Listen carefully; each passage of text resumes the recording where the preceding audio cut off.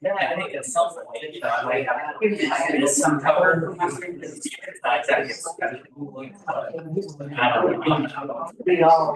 Yeah. We don't know.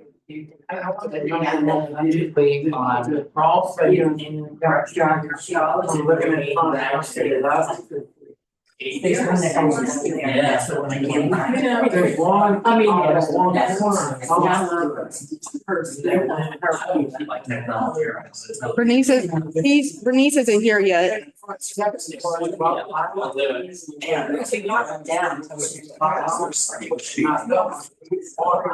For public comment. Sure, are you asking? They'll call on you. Nope.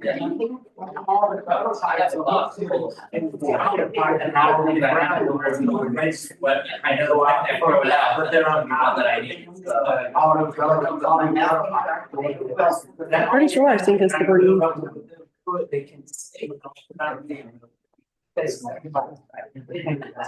I had to.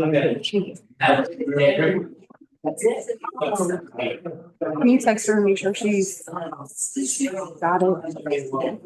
I choose the 17. I still.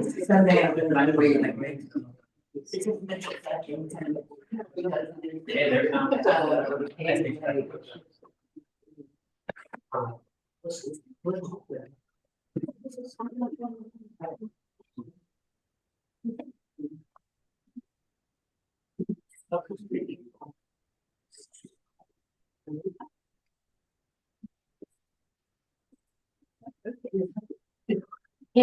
Does anybody have a pen? I'm so disorganized and I'm more with this organization. I left all my notes at home. It's all right, we need. By the time you'll open your mouth. All right, it is 6:30, folks. We're gonna go ahead and get started. We're gonna start with the pledge of allegiance. We just to the flag of the United States of America and to the republic for which it stands, one nation, under God, indivisible, with liberty and justice for all. We're gonna take a quick roll call. Okay, Miss McGee is here, Dr. Covert's here, Mayor Chapman's here, Mr. Hempstead's here.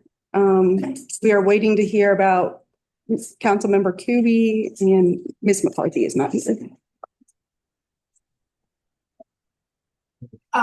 We haven't heard from her. We're checking to make sure she got the Zoom link. Olivia won't be here too? I think she's just in trouble. Okay. She hasn't sent me anything. Okay. Bernice. Okay. Ed sent me a text this afternoon. Rather long about all the things he and things are going through. I would be surprised if that shows up. We got the same, very similar. Let's go ahead and look at adopting the agenda. So we are going to quite a few minutes to review this evening, so I'd like to try to get through that quickly. Under new business, old business bylaw review is coming off, and we're gonna add a Ninth Street discussion. Oh, that's enclosed. That's in. That's enclosed. Enclosed.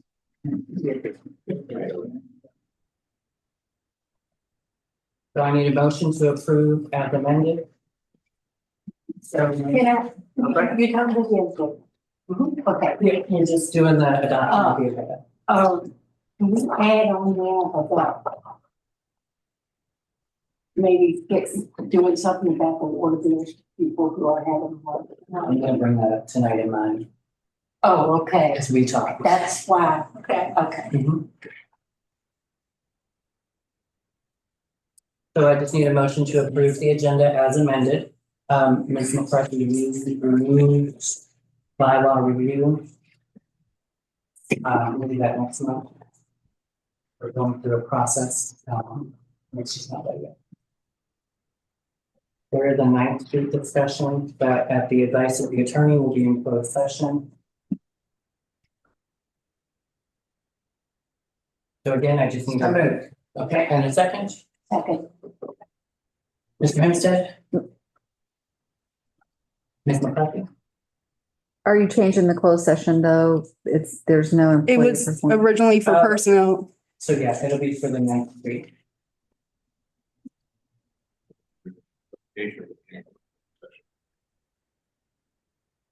We can discuss legal advice, which is what the attorney is going to offer us tonight.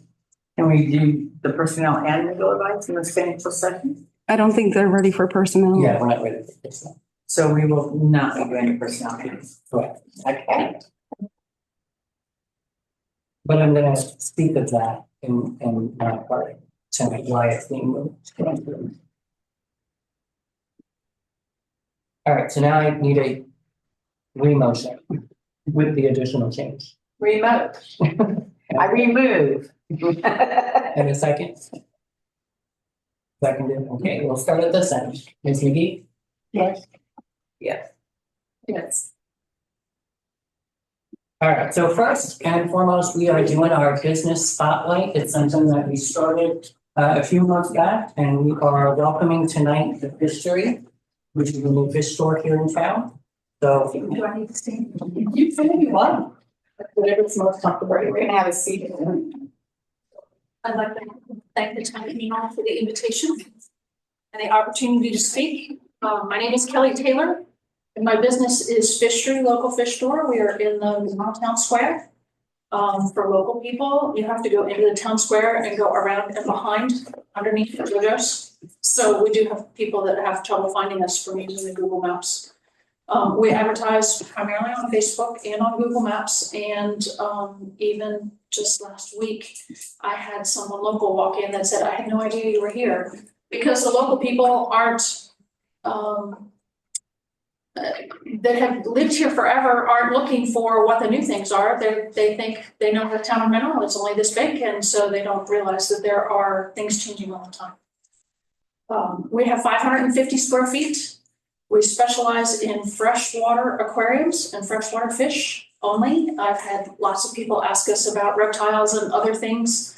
The shop is very small and I sell out of 10-gallon tanks. So because I am limited and I care about the welfare of the animals, we specialize in nano fish, which means less than 1.5 inches, and community fish, which means that you can mix different types of fish together in a single aquarium and they should get along with each other. We're not limited to that, but that is what we specialize in. I think that aquariums, particularly in the home, but also in the office, in businesses and churches and schools and stuff like that, are very peaceful and beautiful. I think it's a living work of art.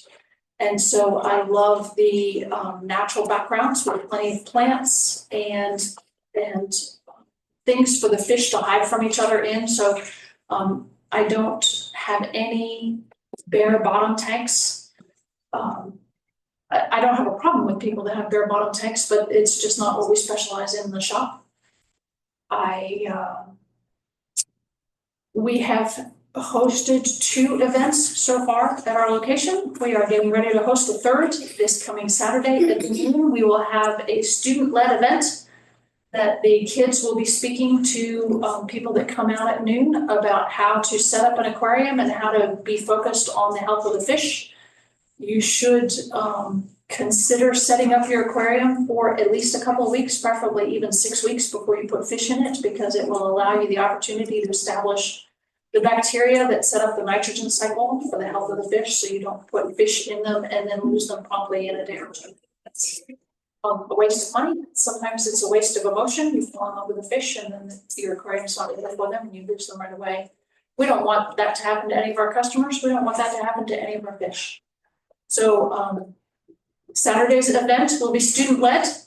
The kids have been studying up. They've been putting together some bingo games and some games that they can play with each other that are all freshwater fish focused, and teaching each other and the crowd about how to set up a healthy aquarium for your fish. And I gotta tell you that we've been open for a year now. We opened in the middle of February of last year. And one of the things that surprises me, that may or may not surprise any of you, maybe longtime fish keepers won't be surprised. But it surprises me at how much water we do not use. Once we get the water balanced and it's healthy for the fish, it doesn't take a lot of water to keep it maintained up to speed and the fish are healthy. So I am really pleasantly surprised at how much water we don't use from the town. And being able to establish pets, I tell lots of customers, I welcome people to come in and spend as much time looking as they would like to. I tell them that we are the only zoo in Mineral, so if they want to bring their kids in and have something to look at for entertainment, they can do that anytime. Also want to thank the town of Mineral for the invitation to come and speak to you all today. Thank you. Thank you so much.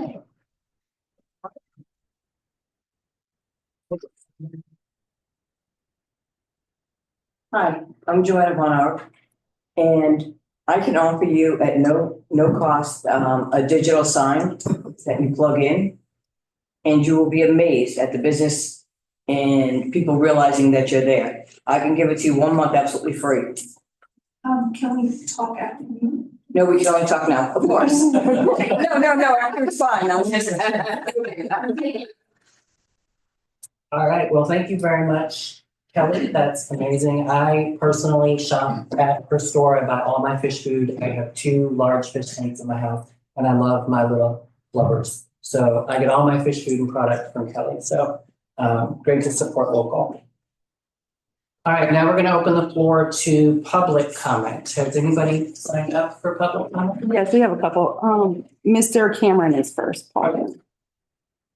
I'm Paul Stewart Cameron Jr. I'm here, I believe it's under old business item number 3, 623 Mineral Avenue and 110 St. Cecilia. So I'll just hold my comments until we get to that portion, and I'll let y'all lead and I'll answer what you looking for. Fantastic. Okay. Ms. Moon. Hi, I'm Debbie Moon, 232 Mineral Ave. I've been told that I don't write or say enough positive things, so we're gonna start positively. Treasurer's report this month, clear, concise, so well put together with information that I don't have any questions. So well done on that. It is nice to see all of the meeting minutes posted online, including the drafts. So thank you for that. Nicole, thank you for holding the town together. I don't have anything specific, but thank you. Mineral shopping, thank you for the advertisement for last weekend. Jen was away and I held down the fort and did a little mineral shopping days. I am asking each of you to visit all of the mineral businesses by the end of March. Encourage your friends to do the same. Building awareness and promoting the town businesses helps to keep them here and in business. We were very surprised that we only had less than about 5 people through the door on Saturday. And we can't pay the bills continuing to do that and would have to leave. So, like a lot of us, and people just don't know that the businesses are here. So it's not just you as town council members, but also you and your friends promoting the businesses. So we appreciate that. I have never been to your store. So I will make sure I get there by the end of March, and that will conclude all of my businesses visiting at least once. On the agenda tonight is also the open seat on town council. I encourage all of you to vote for Joanna. She has been attending meetings and speaking during public comment long before her multiple town council applications. Most of you have all said in the past that you support her and would vote for her the next time. Well, we're at another next time. She's not aligned with any council members. She is the voice of the citizens. She is also a veteran. Please give her your vote for the open seat. Thank you. Pam Harlow. I'm Pam Harlow, 202 West 8th Street. For the record, I served council 33 years, 12 mayor, 12 vice mayor, and 9 as a regular council member before I got the upper jobs. I'm here because of concerns for your budget. Number one, your revenue with DMV is severely down by a considerable amount, $371,000. My other concern was the total on, when I add up all the salaries on here, for a town of less than 500, your salaries were estimated or planned to be $510,000, which sounds considerably high to me. There are lots of expenditures on here that I would question as to why some of them are so high. But my concern is there are things to be discussed tonight, to be voted on that are not necessary.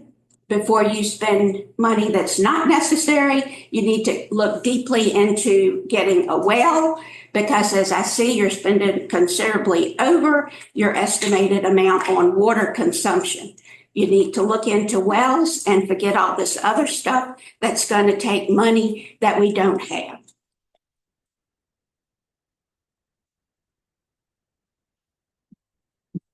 All right, the last thing I have is a letter that was sent in.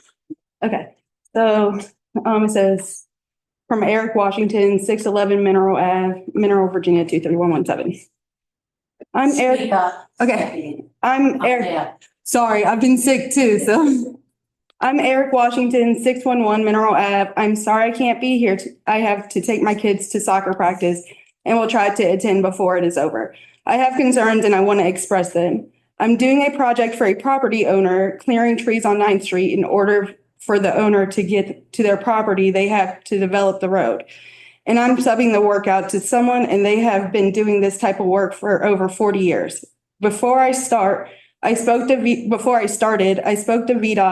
to Louisa County, and Mrs. Washington, the town manager of Mineral. Even though she is my wife, she holds me accountable just like she does everybody else. And sometimes it frustrates me a little bit, but she takes her job very seriously and shows no favoritism. She treats everyone the same.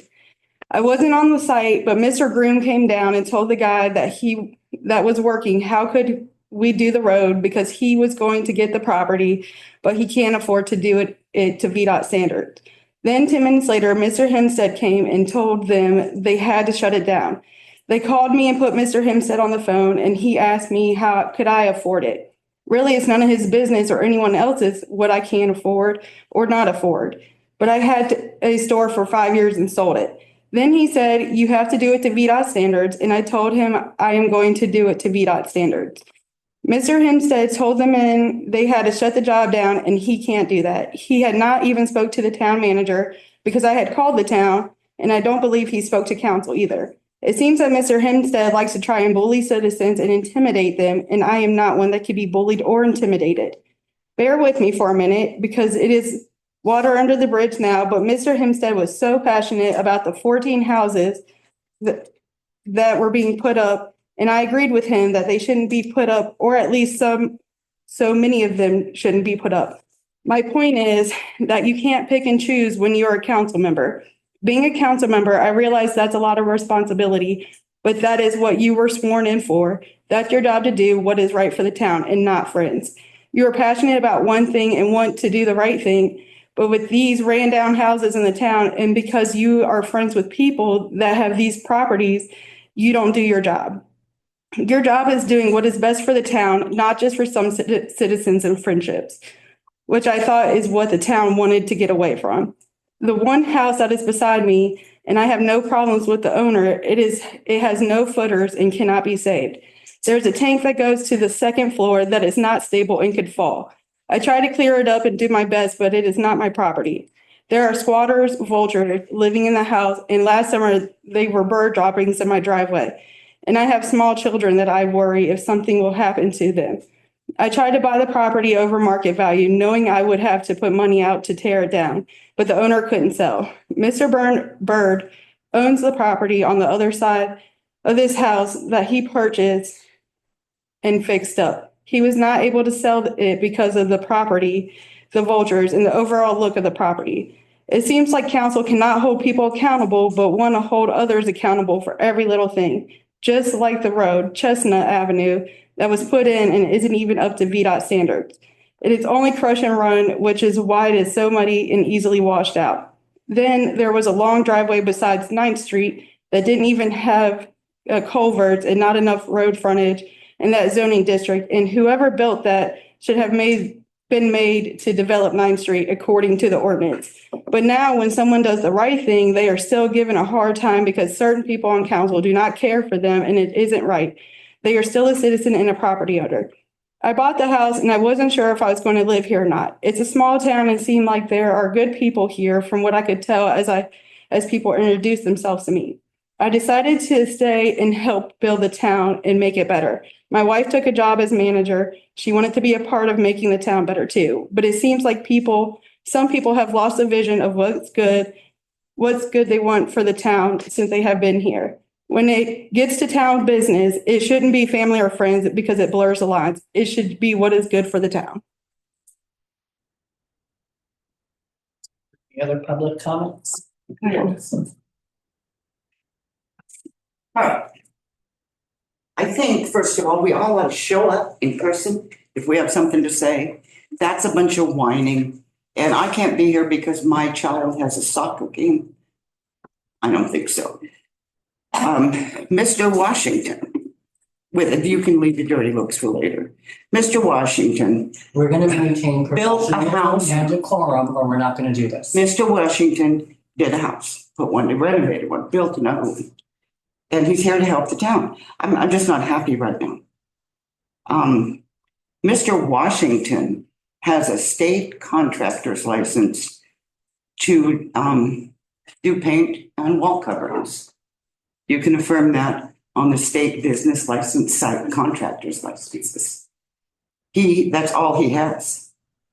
He has no license to build a house, paint and drywall. 2 years ago, both him and his wife under W&W Construction were disciplined by the contractors board because they were fixing up a kitchen and did work outside their scope. They were charged $1,750 and one of them was ordered to go to class about that. Mr. Washington, I think, would need some form of legitimate contractor's license to put a road in. And all he's got is a paint and wall covering license. This is for the lawyer. Mrs. Washington is the town manager. I believe she would have given the consent for her husband to put the road in. As a planning zoning manager, that's a state conflict of interest. Right off, I don't know if her issuing permission to her husband, because she stands to make a profit also on the money that he makes. So if you could check with the state conflict of interest laws and see if the town council is legal or breaking a law, I'd appreciate it. But that's what I have to say. I think that a lot of this is a lot of nonsense. And council needs to be smart. You have a lawyer, he'll help you. But you don't do things in construction without licenses. And I do know David's my husband. He was over because he's done this stuff a very, very long time professionally. So he'll give you, I'm sure he'll probably say something. But I would appreciate listening to him because this is a public road. And I agree with you. We're all here. We may not like each other. That's fine. But we should all have the same goal, which is to keep our town growing, happy, and safe. So, thank you. I'm speaking. Okay.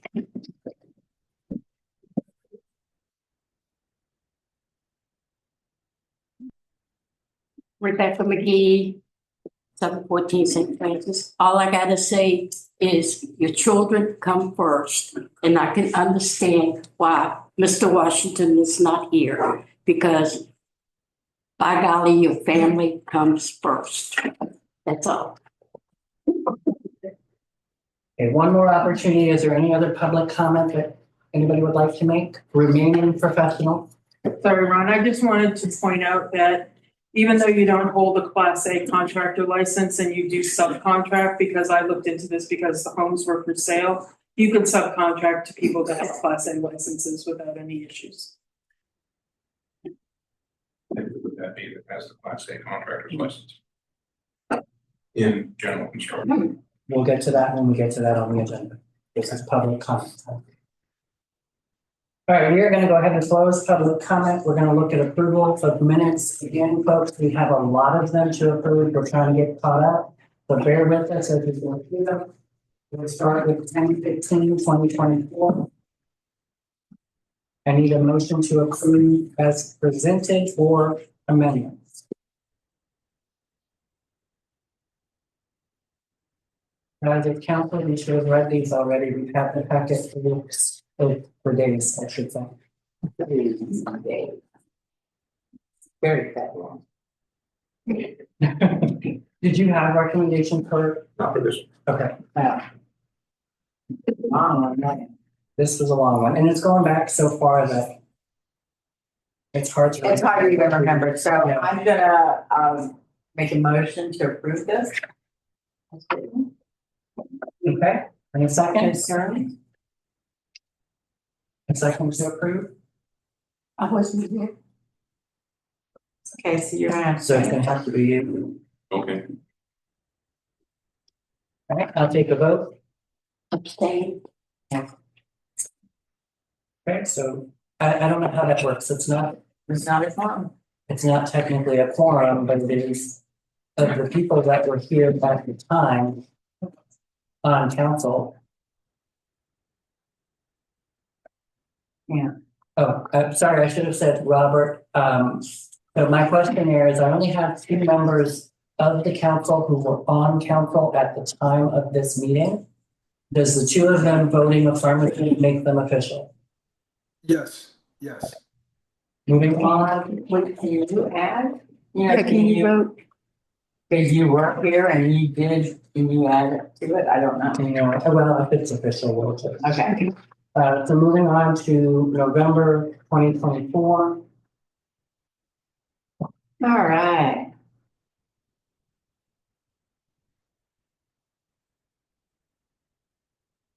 I need a motion to approve or to make amendments. I'm gonna make a motion to approve. Second. Yeah. Yeah. So we'll start with, Yes. yes. And Dave, I think you were absent from that meeting. Yes. I was. So again, that carries their approved. We'll look at November the 12th. Plan. What do you want? We have to know. No, there's November 3 meetings from November. Wait, I So don't this is, The next one I have is but maybe that's the.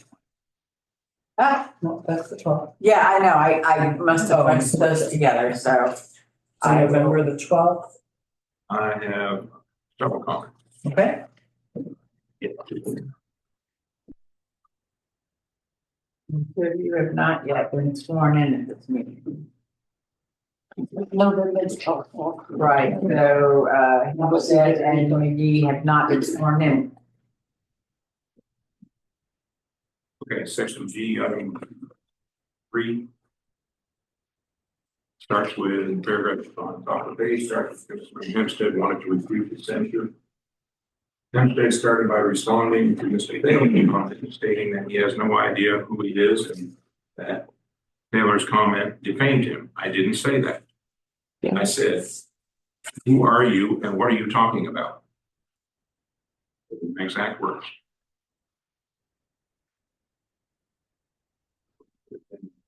For minutes, let's get it right. Then 1, 2, 3, 4, 5 paragraphs down, the censure states that Hempstead violated FOIA. He claims he called the FOIA Advisory Council and was advised he had not violated FOIA. I didn't claim. I sent an email to FOIA and asked the question of Joe Underwood. And he responded that I was not in violation of FOIA. Period. And I believe I sent that email to everybody anyways. So we can change the word claims to stated. It was a statement that was made. Are we on the 12th? And I didn't call him. It was in the minutes, didn't happen on the 12th. And he claims he called. I didn't claim I called. I said, I sent an email to FOIA and Joe Underwood answered, So we're I don't even know. yes. What page are we on? It's marked on mine as 28. 28, okay. Okay. And then on the next paragraph down, second from last sentence, You read the first couple words of the paragraph, so we're all on. sure, Hempstead continued that his censor stated that he provided closed session documents. Second from last sentence, the deal was no longer in negotiations. He felt like it was a public record. I stated that it was a public record. As a matter of fact, Ron, if you remember, you had asked the question about whether you wanted it posted on the website. Mhm. So we'll change that to stated as well. Next page, first paragraph. He finished by stating it is the town manager's responsibility to ensure that council follows law, and said that she admitted in the past meeting that working home development was illegal. I didn't claim it. Full said.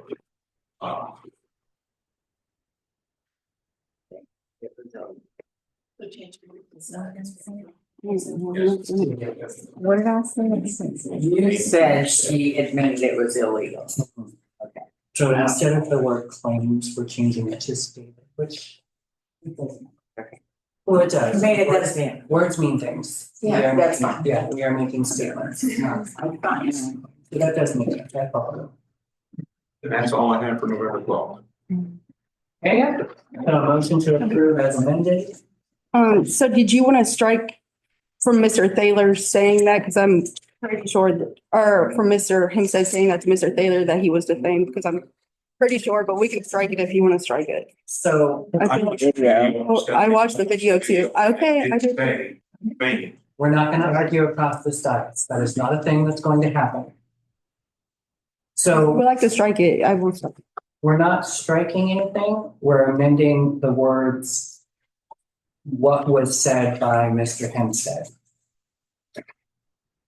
So, correct me if I'm wrong, what you would prefer that it state is that you asked who you are and what you were talking about. That's what I took from it. So Mr. Thaler's public statement wouldn't be edited. He can feel however he wants to feel. But the statement that is made is different. Does that make sense? No, well, yeah, because this isn't Mr. Thaler's comment. This is, what's in here is Mr. Hempstead's comment to Mr. Thaler saying he Right, defamed him. right. So that we're striking. Not striking, it's just amending. So where is it? on It's here? the top of 28.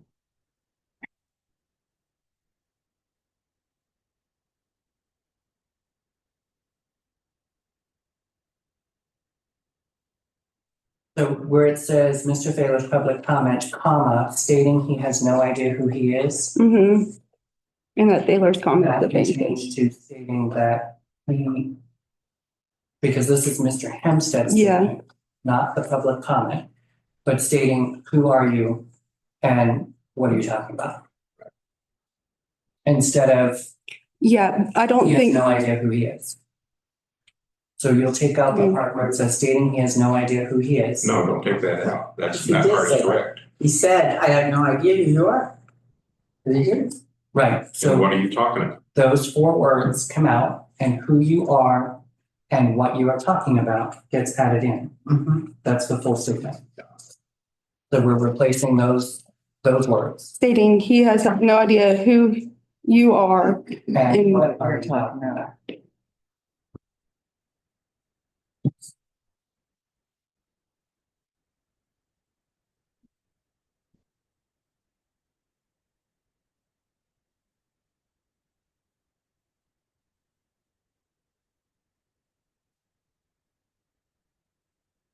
We'll go back and double check the video before, If we want to table these then,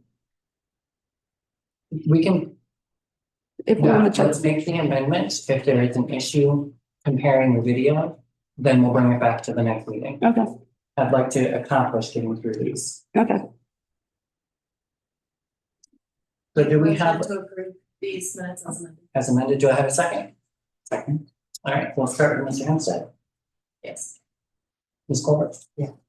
Of state, That's right. that was the seventh, right? Mhm. Okay, that's the seventh. All right, so moving on to November 1st minutes.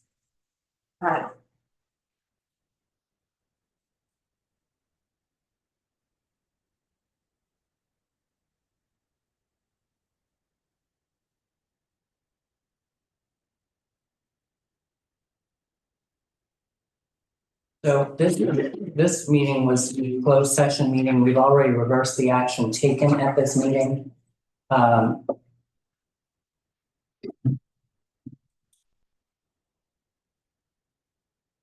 This is a question for the attorney. Should we just? We've already removed the action taken at this meeting. Should we just remove the minutes, or do we need to still have them? How does this work?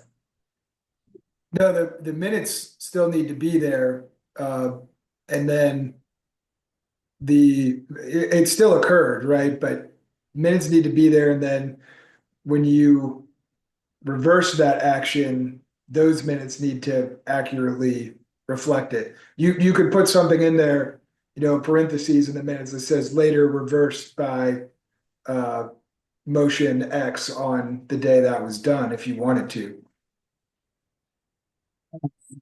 Very good. Let's go ahead and add that at the end. And when did we do the rules? Or when we get to it, we'll come back. Yeah, okay.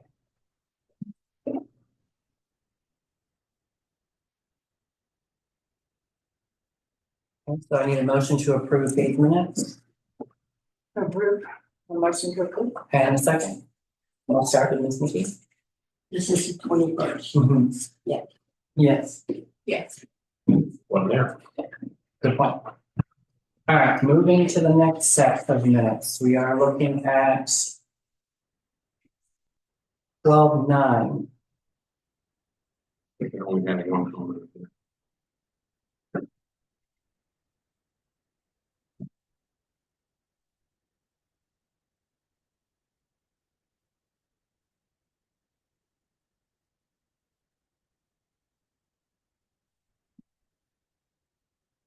Recommended amendments. Section G, item 5, the page starts with Debbie Moon. And I'm looking at the paragraph that's got my name on it. By what page number? 38. Oh, yeah, 38.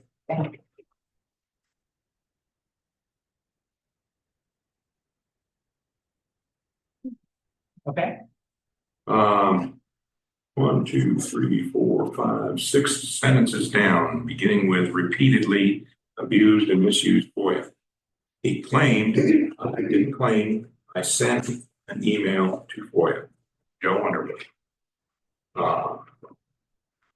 Asking if anyone, I gave them a list of all council members, the mayor, town manager, and clerk. If anyone had a FOIA certificate, and I have his response right here. Mr. Hempstead, we have no records of the members of the town and mineral government listed in your email 12-2 receiving FOIA certificates. So I would just like that corrected to say, I didn't claim it.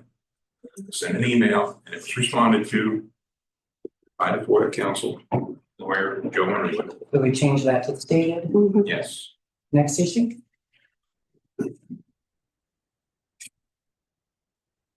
I don't think I have anything else to it. No, the next one I've got is December 19th. Okay, motion to approve the December 9th minutes. I move. Second. And we'll start at this end again. Yes. Yes. Yes. All right, moving on to December 19th. Page 47. Let's go to 43. Big, Okay. Got it. Any requested changes to the minutes for December 19th? Yes. This is a big one. Page 48. You're on 48? No. Before you went into executive session, I was arrested, put in handcuffs and taken out, and it doesn't say anything about that in here. I try to be respectful of that. Respectful. Yeah, I don't want it. Want it in the minutes. if you want it in there, I will certainly put it in there. Put it in there. Put it in there, but it's not business. Happens, so it ought to be in there. We'll change that. Anything else? Just hold on a second.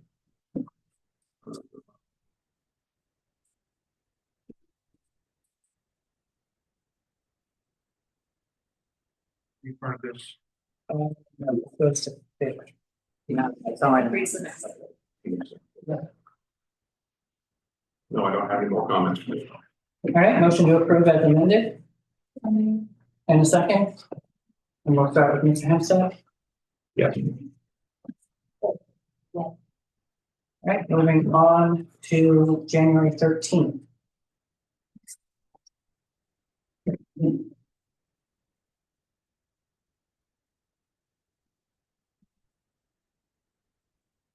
On page 50. Okay, where is that on 50? Under the paragraph under my name.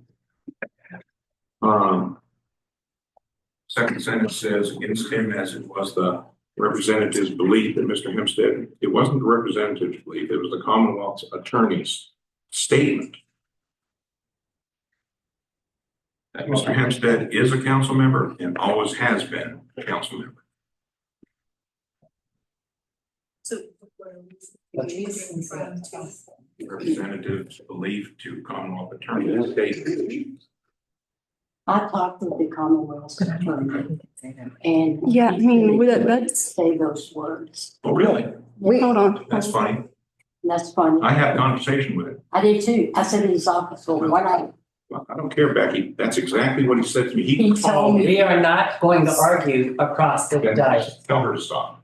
What I'll do tomorrow is I'll reach out to the Commonwealth attorney and confirm. Well, he. I don't want to wait. Here, so I don't think that we can reflect what. What was his stated. Statement was made to Right. anybody outside of this meeting. What was said was by Mr. Hempstead, and it was expressing What that was, it was the belief of the Commonwealth's attorney, as reported from that conversation. Thank you. He was not here to say it himself. so then I don't think that we should amend that, I right? don't think that we should either.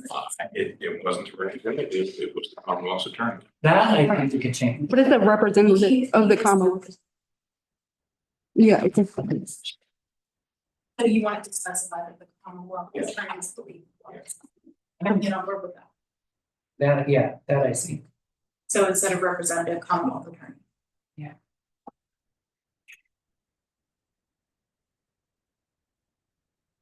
Anything else on that? Yeah, down fourth sentence, he believes, no, I stated that the trial and censorship violate the law. So Councilman Hempstead stated.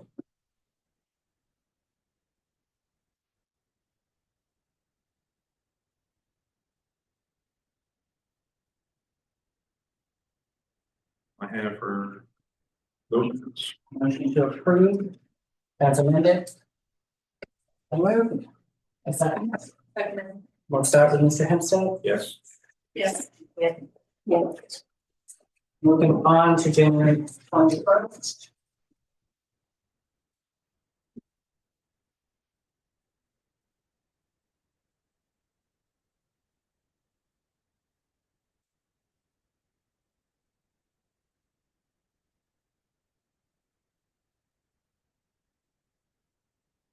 Any requested or suggested amendments to the 21st?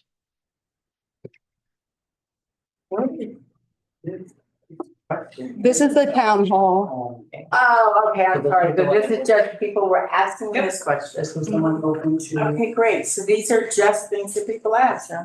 I love this, I love that this is being put in here. And thank you to everybody for coming and talking. So we're not gonna change anything anybody said. Okay, motion to approve as presented. Motion to approve. A second. Mr. Hempstead, let's start with you. Yes. I'm going to be abstaining. Okay, I say yes. yeah. Okay, Moving on to February 3rd.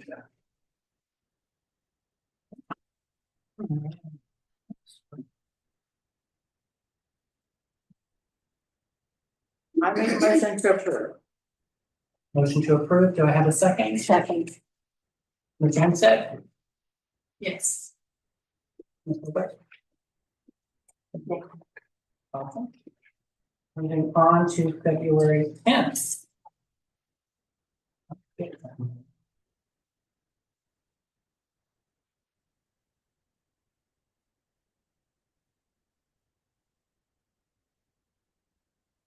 Any recommended or suggested changes to February 10th?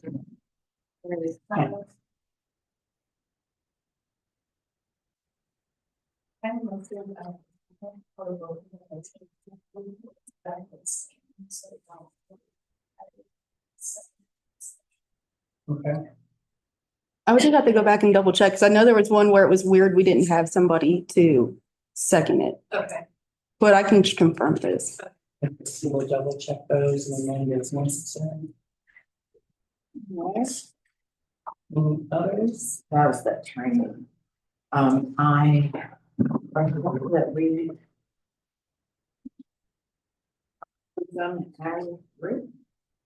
Second. Motion and a second. We'll start with Mr. Hempstead. Ms. Keller? Yeah. Awesome.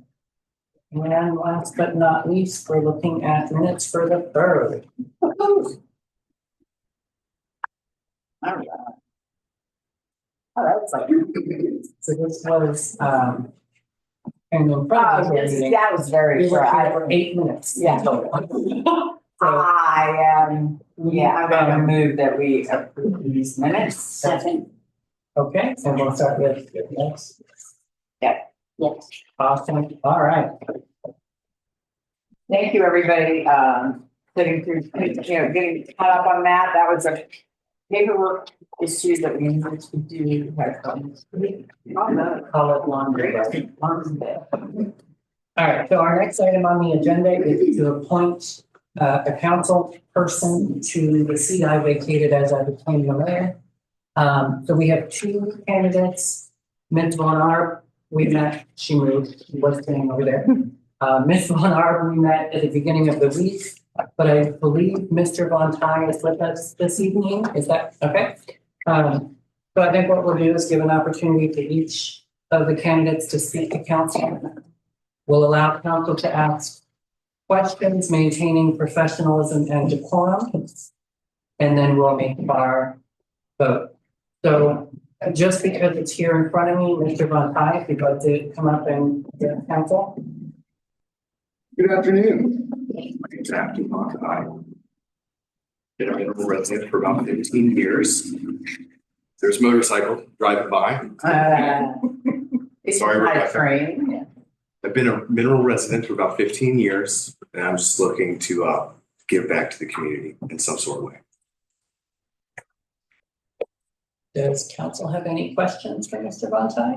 And what do you do whenever you feel like you're qualified to do this? Okay. I mean, not that you have to, because you could be voted in, but. Right.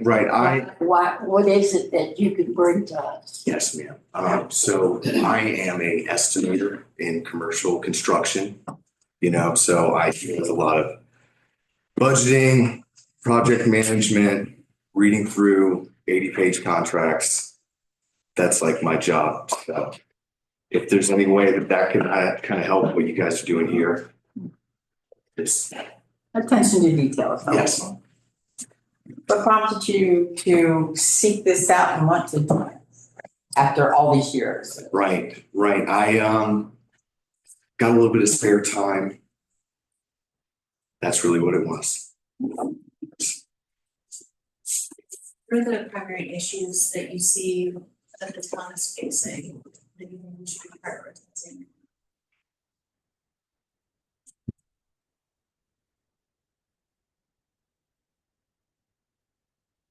That's an excellent question. And I would like to maybe bring that up next meeting. Have a better, more concise list to bring to you guys. How about that?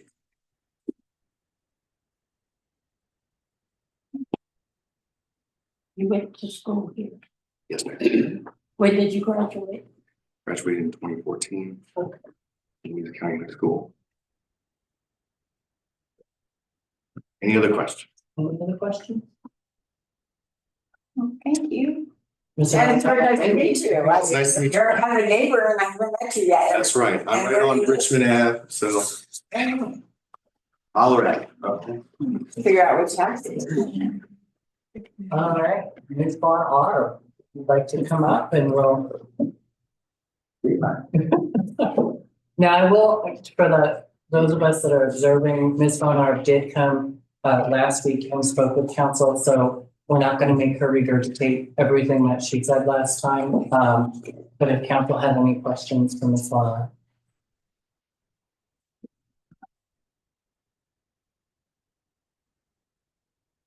Questions?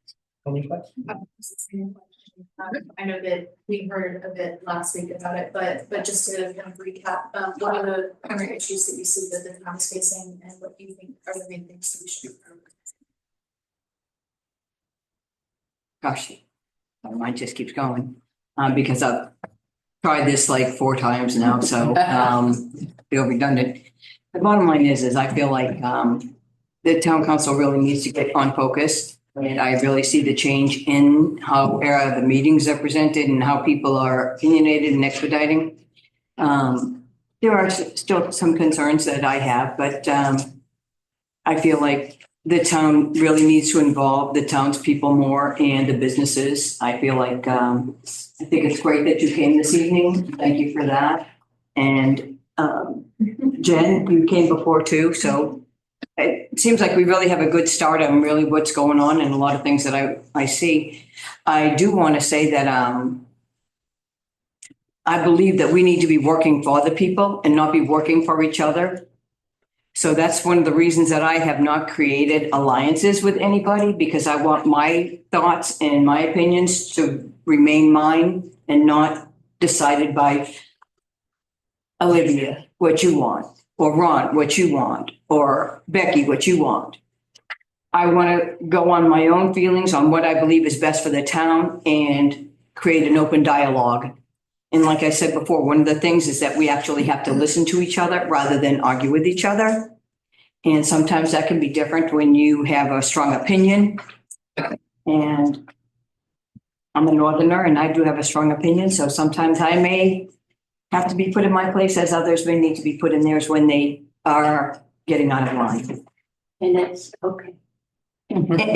Yes, it's okay to just be put in check, but we just have to focus on that we're all here for our citizens. And that's our main objective, is to make the most out of this town. And that's me in a nutshell. Any questions? Any other questions for? It's been here so many times. I know, I can ask the same question, what is it that prompts you to join us, to want to join us, especially you, when you've seen what we do and, you know, the kind of the pettiness sometimes and some, you know, some of the things that go on here. I mean, what is it that you think you can bring that can help make this better, help us be a better group and, you know, just work better together? That would be amazing. I mean, that's just it. You know, I've worked with people from all over the world and all types of countries and everything like that with my time in the military. And I just feel that being able to talk to different people and seeing different people and communicating with different people, I can find things that can unite people and make things more uniform to be able to communicate better. I think one of the things that once we start communicating better and more openly and without being biased and feeling attacked when somebody has something to say that I don't like it, that once we all get through that, I feel like that we can just be a lot more successful. Thank you. Thank you. Okay. Thank you very much.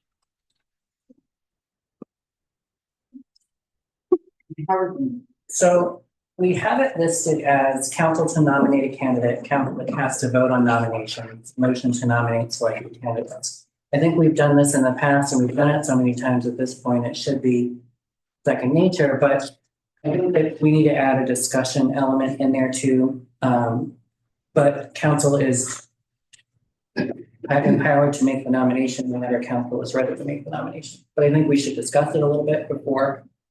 Will we discuss it before?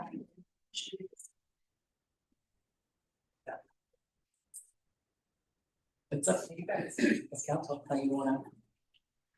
Legally, it says that council needs to nominate somebody and then make a vote. I make the motion to nominate Joanna.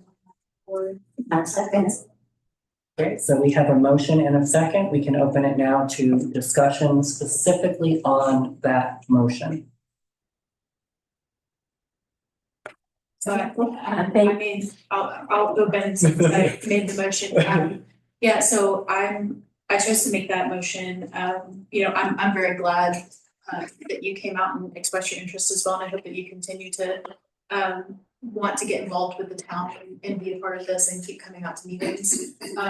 But my reasoning for making the motion to appoint Ms. Von Arb is the consistency with which she has been coming to the meeting. She's been meaningfully contributing. She's been actively working to hold everybody at this dais accountable and having conversations with each one of us to express her thoughts and opinions and ideas and things that are going to move the town forward positively, and you know, has shown that she has the commitment there, and I think that speaks to the intention, and I do think that she would be a positive addition to our team, and I think that she would be a positive addition to the team in a way that would help us actually build that teamwork, as she discussed and talked about trying to do for quite some time with limited success. That is my thoughts on the matter. I had invited her to be on my committee, economic development, as my county representative, because I saw her as strong. I thought she would be excellent in that role. And I just really thought our town could benefit from her expertise and her enthusiasm. And just so already I had tried to bring her in, you know, in the best way that I could. And she was very excited about it. And she, you know, I think she would be amazing at it. So, you know, I was already had her on board, you know. So I would love her to have that committee because I think it would be a great match for her.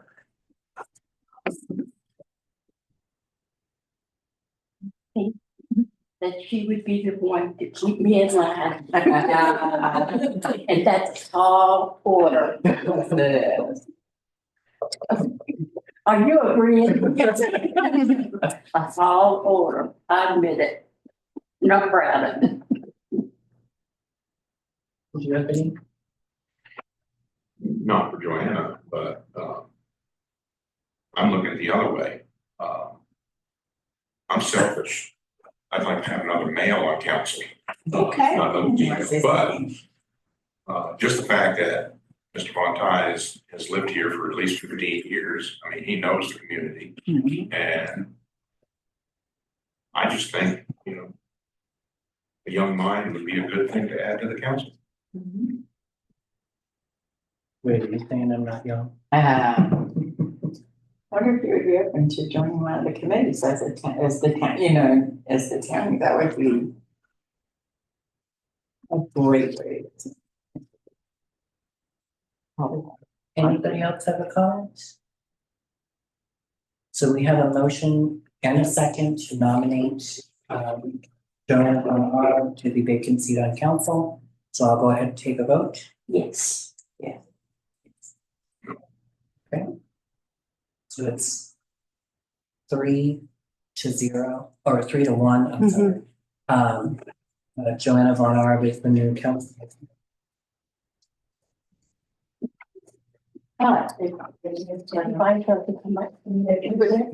I could participate, we would like to, you know, invite him to, you know, if he has interest in any of these committees that people are on. Absolutely. You know, I know please, because that's where you can get some great experience and decide if this is really. Right. We have vacancies on our planning commission as well. So Oh, yeah, and the planning commission. that would be a great, and really your experience will help the planning commission to set the laws in motion that help with the development within the town. I think that would be awesome. But thank you for submitting an application. Is that chair? some of these chairs. So we are inviting Mayflower to join us, but you can't vote until you get sworn in. So I won't be asking you to vote tonight. And Stephanie will get her oath sent out. As soon as I can. Okay, thank you. Next point of business is the Bowman Assessment Management.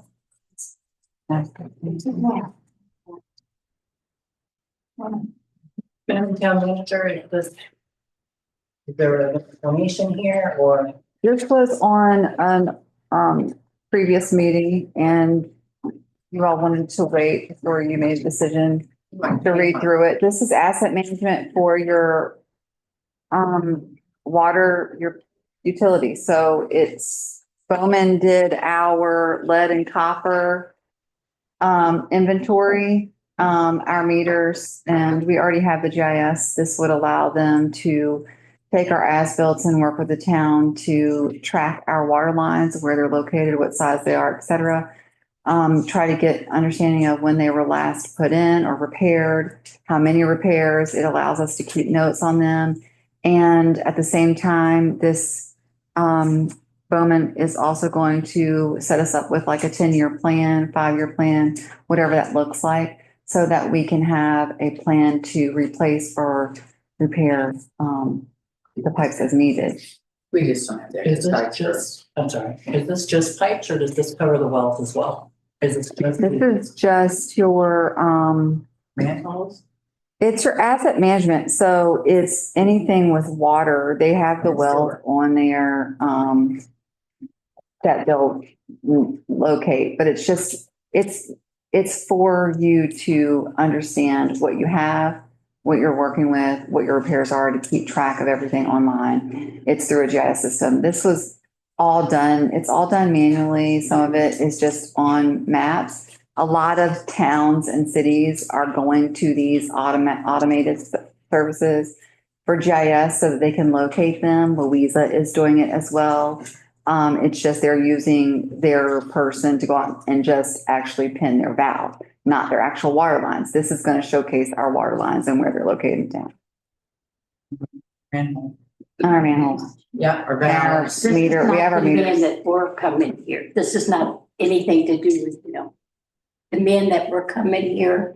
Oh, VRWA. Oh, Yeah, no. They just They help still us coming. with our leak and they just help us in general with our public utility. They But hook this us up is, with these guys. yeah, this is a software. They So this is have everything. Oh, okay, gotcha. It's online. And this GIS can do other things like it can, like graveyard, it can track, but they won't put the data in. We can go out with a little. We can. And we can just say this first step, and that way we don't leave. But you that said would be graveyard, what do you? The cemetery. To do. It can track. Who's where, The GIS can contract. Oh, the people who's where, and where spots are that are empty, so we're not, Okay. making mistakes. So we can add a model. Right, but we can enter that data because there's so little data. But this is massive and, this is very complicated and. I got confused. So- Water graveyard. Water cemetery. Guys, Ms. Washington, maybe you covered this to some degree, but maybe forgive me because this is certainly not my area of expertise, but can you help me understand, as everybody here, most people in the gallery, like I know that we've had so many issues with leaks and things like that and pipes that are damaged and that need significant repairs and places where pipes that are laid, but then my understanding water was never run through the updated ones. What is the impact that something like this will have on being able to make those repairs to the system that are so desperately needed? Is this something that would be moving us in a different direction? Would it not have an impact? How does it? This will move us into a forward direction, in my opinion. It allows us to keep track of what's going on with our water system. As, Hank, we contract with him to do our water. As he replaces a pipe, we can go into the system and make notes when that was replaced. What's the average lifespan of that pipeline? What's going to happen? And then we can also plan out our future, right? So in 10 years, Bowman will also do that.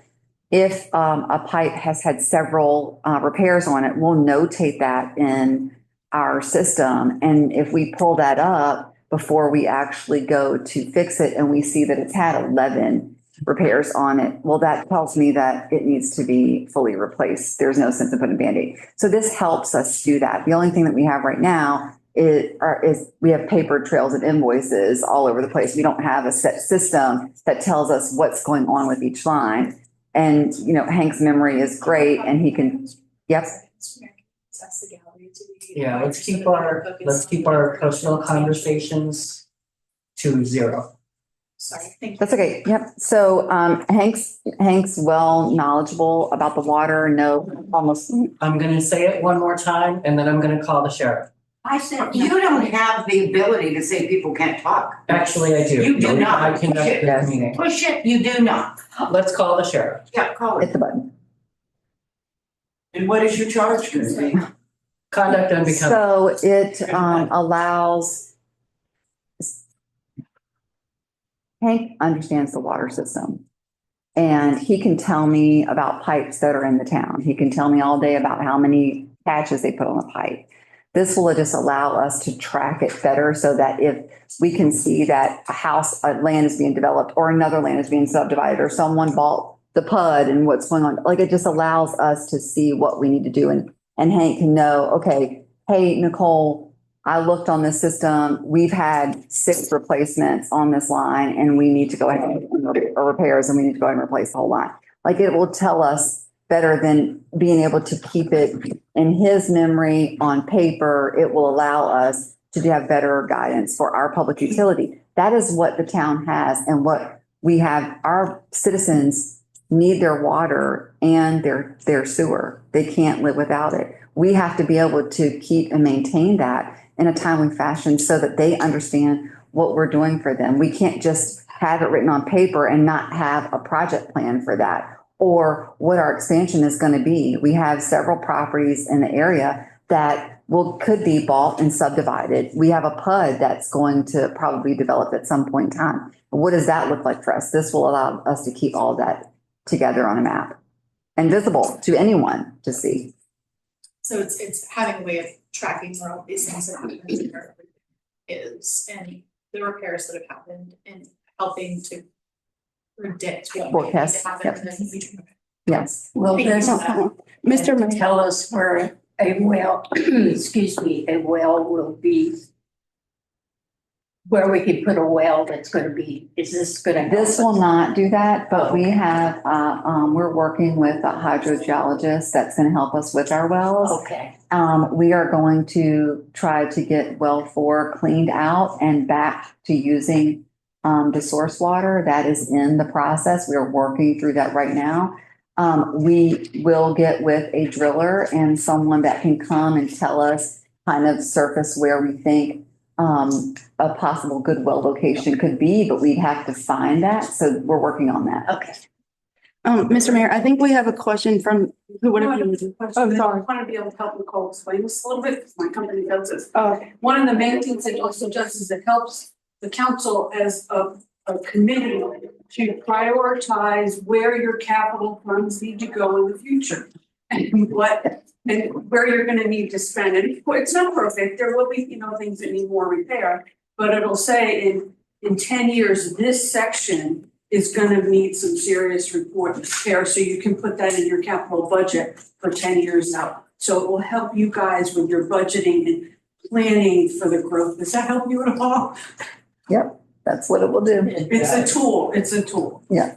And even in water, I mean, we're kind of still in the paper and pencil phase, but water has moved on to a best practice management where there's research and whatnot, and they would like us to move forward they would like us to move into best practices and start doing these things because they remind us and we have to remind ourselves that water is very serious. It's a life and death function of this town. And withhold money and not fix these things is a very serious decision. So we need to manage that money as well as we can.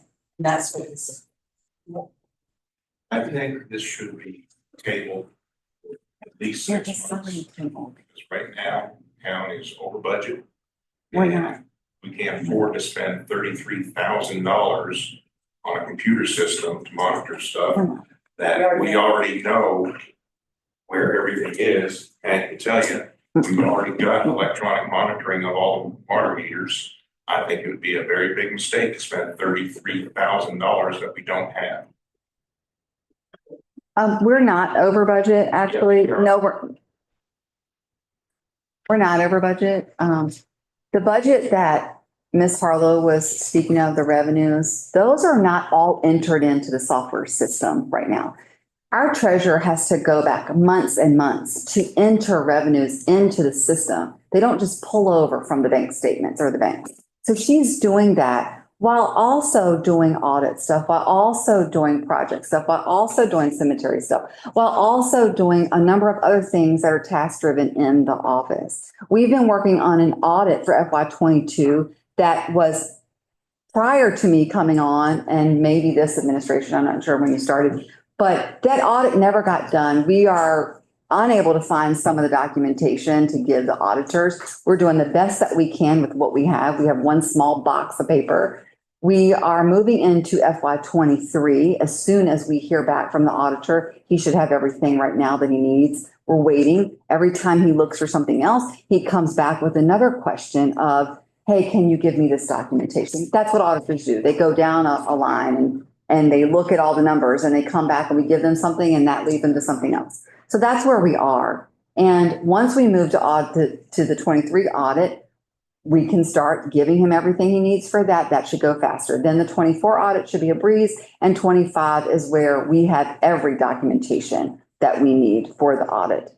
But our budget is not over budget. It is because our system has not allowed us to automatically transfer deposits that we get from the state, the county, or whoever into our system automatically. Our treasurer has to do that manually. So that is not fully in here and located. We did get the real estate taxes and personal property taxes online in our system, and we're having to do that as an accrual-based accounting system. So we load up what our taxes are, and as they're paid, it shows what we've collected year to date. So that's where we are with this. I know it's not perfect. I know it's not a perfect science, but we are not over budget. Everything that you see there for expenses is what we have, and our revenues are not fully entered into the system at this time. The revenues currently, I think, are, Kelly, currently are, but the past ones are not. And so she's having to do that.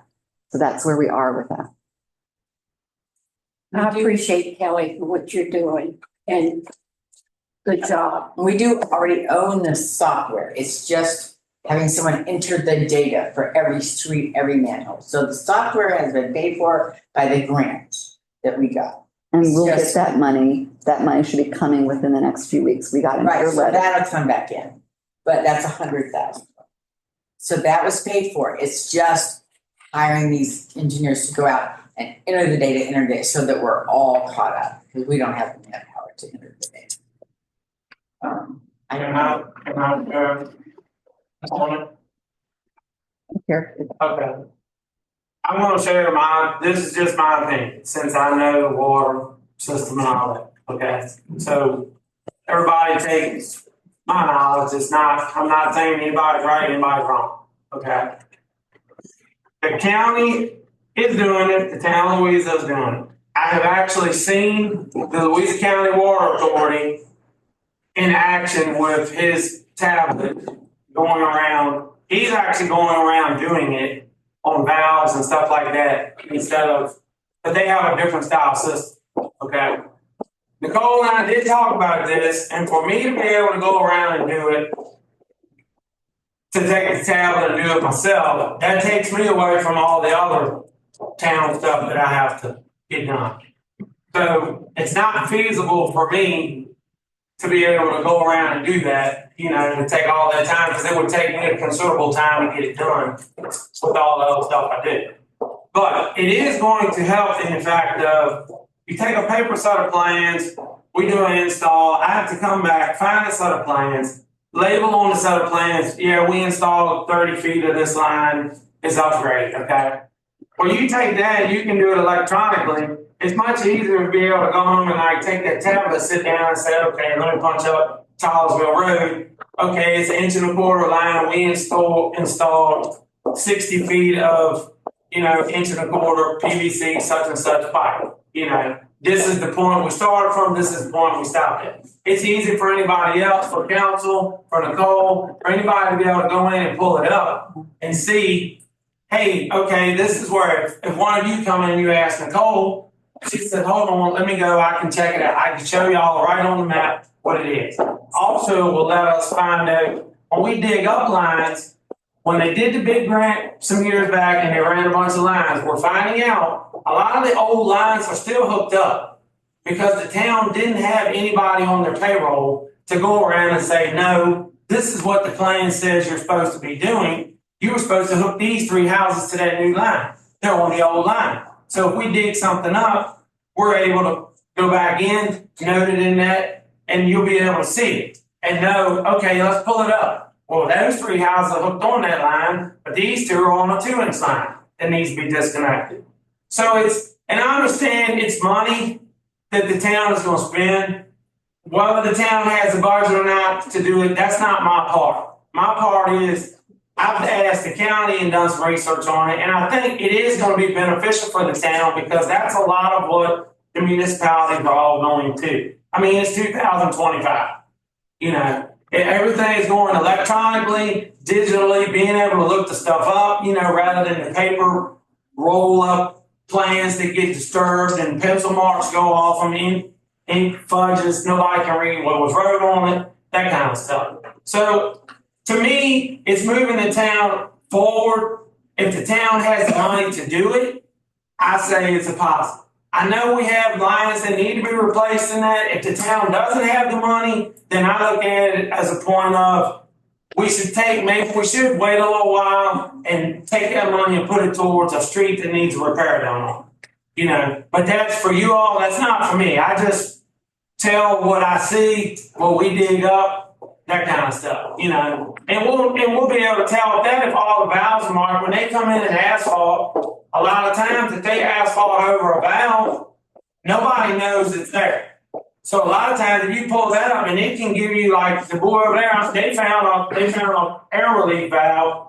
He walked over there with it. They didn't even know it was an air relief valve there. It was covered up in a ditch line. They had a leak how we found it. Turned out he marked it on his thing. Boom, there it is. Now he has the location of it. We found an air relief valve not long ago down the street from Joanne's house. I found a water valve that I was marking with this utility ticket. Fell in the hole because the lid is broke off the top of it. Nobody knew it was there. Stuff like that, it saves time. Plus, you're able to cycle the valve and find out, do you note on there, hey, this valve doesn't work. We had a leak over at one of the houses, the Cameron zone. They had a leak. I had to try to shut the water off the valve in the road. Nobody knows the valve doesn't work anymore. The handle's missing off.